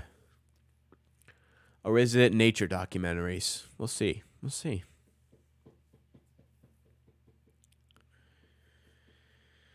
All right, dribbling out the clock. Yes, indeed, that will do it. The Raptors will lose this one, 113 to 103. I think based on the ebbs and flows of this game, that is about the score line that probably should reflect the game here, losing by 10, but it is what it is here. All right, let's get into it in tonight's post-game show, guys, and get this done with and enjoy the rest of our Fridays and get into the weekend. All right. Headphones out. We don't need them for this. For the third straight game, the Raptors keep it ultra competitive in the first half, but taper off gravely in the second half and lose by double digits here to the Orlando Magic. Let's break down everything you need to know about this game in tonight's post-game show.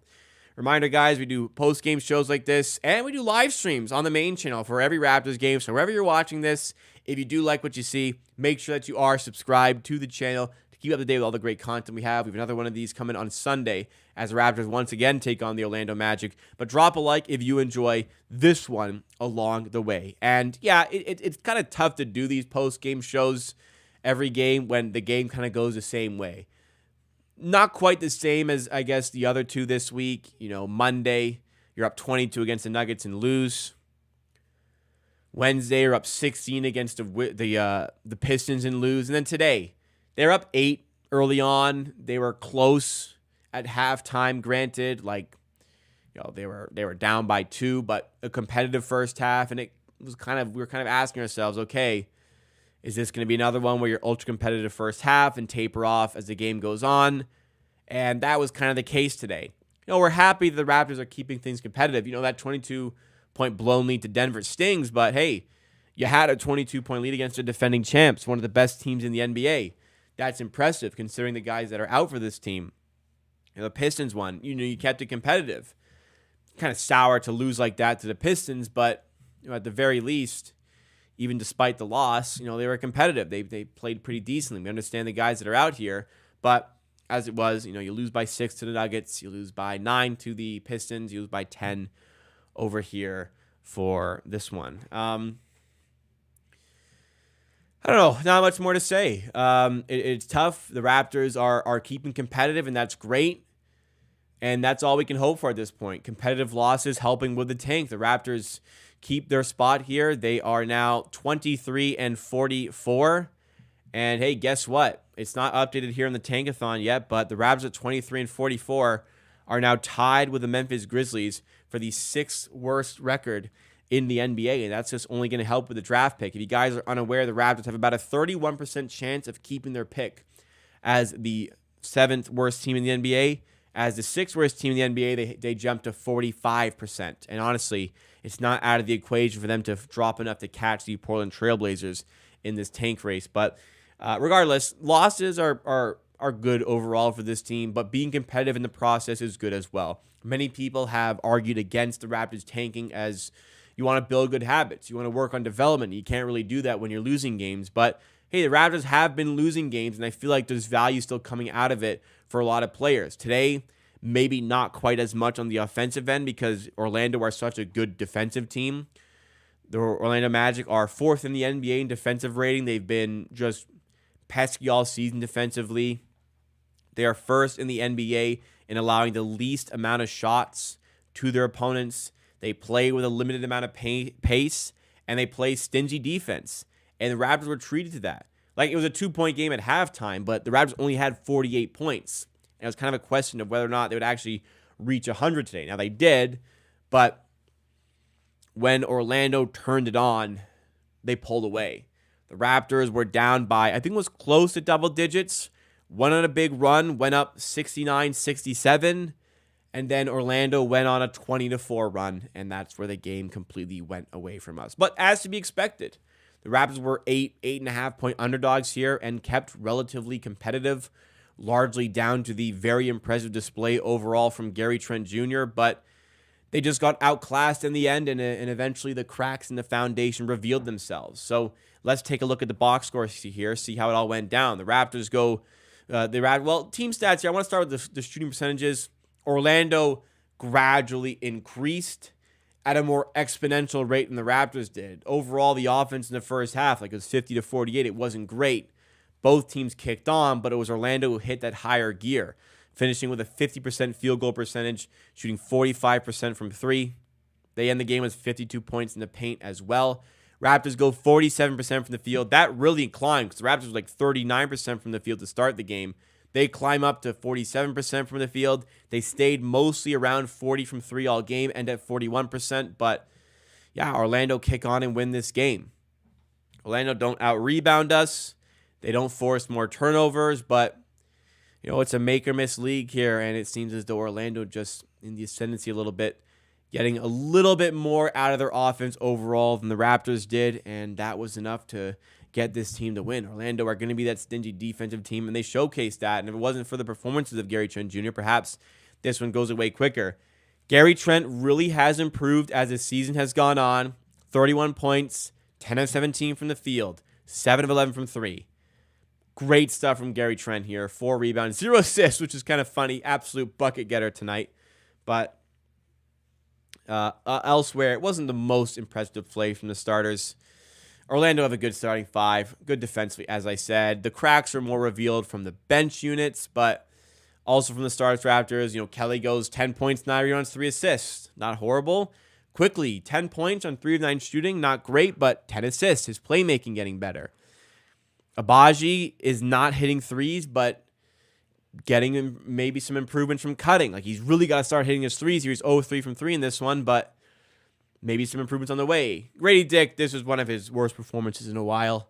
8 points, 3 of 9 shooting, 0-3 from 3. Minus 32, man.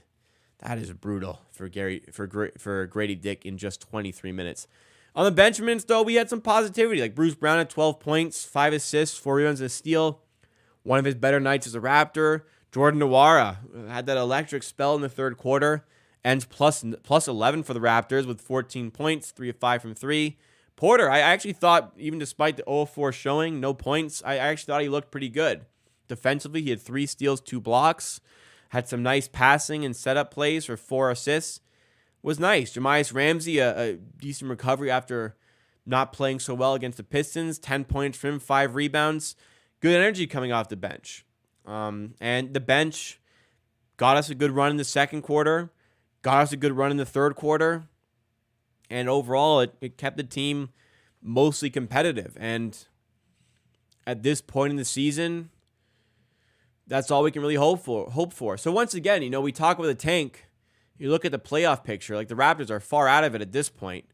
It's very clear that it's more likely the Raptors the Raptors fall far enough and have a chance of getting their pick. Like even as a bottom 7 team, 31% chance of keeping their pick. It's clear that 31% chance of using their pick, that's greater than the percentage chance of making the play-in tournament. So the right decision has been made. And for the people suggesting that you still want to get stuff out of these games, you want to try and win games, I'm watching the games here, and I think there's still value that's coming out of it. It's tough. It must suck to keep losing games here. Absolutely. I can't really imagine what it's like in those locker rooms, but it's 6 games in a row they've lost, 8 of the last 10, and they're right there in the mix. 3.5 games up on Portland, tied with the Memphis Grizzlies, now reflected here on Tankathon. And as the season wears on here, well, the remaining strength of schedule will provide a little bit of insight here. The Raptors, they played the Pistons now. They have the 11th most difficult remaining schedule in the NBA. Not a lot of wins going to come. Memphis, 16th now. So there's going to be some difficult games in the way from the Raptors. It's going to be a grind for the rest of the season, but hopefully it's all worth it for that pick at the end of the season. If not, hey, development still came out of it, and they gave themselves an opportunity to use that pick. It is what it is, but I'm not going to walk away from a game like this overall super disappointed. I know who's out. I know the situation's going on with the team. I just want them to stay competitive and make the games somewhat watchable as possible, and I feel like they were able to do that today. So that'll do it for today's post-game show. Kind of repeating stuff from previous streams, but that's just the case with the Raptors as it is right now. It is what it is. Drop a like if you enjoyed. Subscribe for more Raptors content just like this, and I'll see you on Sunday as Raptors once again take on that Orlando Magic group. Thank you again, stream chat. Had some fun today. Hope you did as well. I know the games are tough, but having you guys watching with me obviously makes them a whole lot better. So for the upcoming weekend, tomorrow I am busy all day.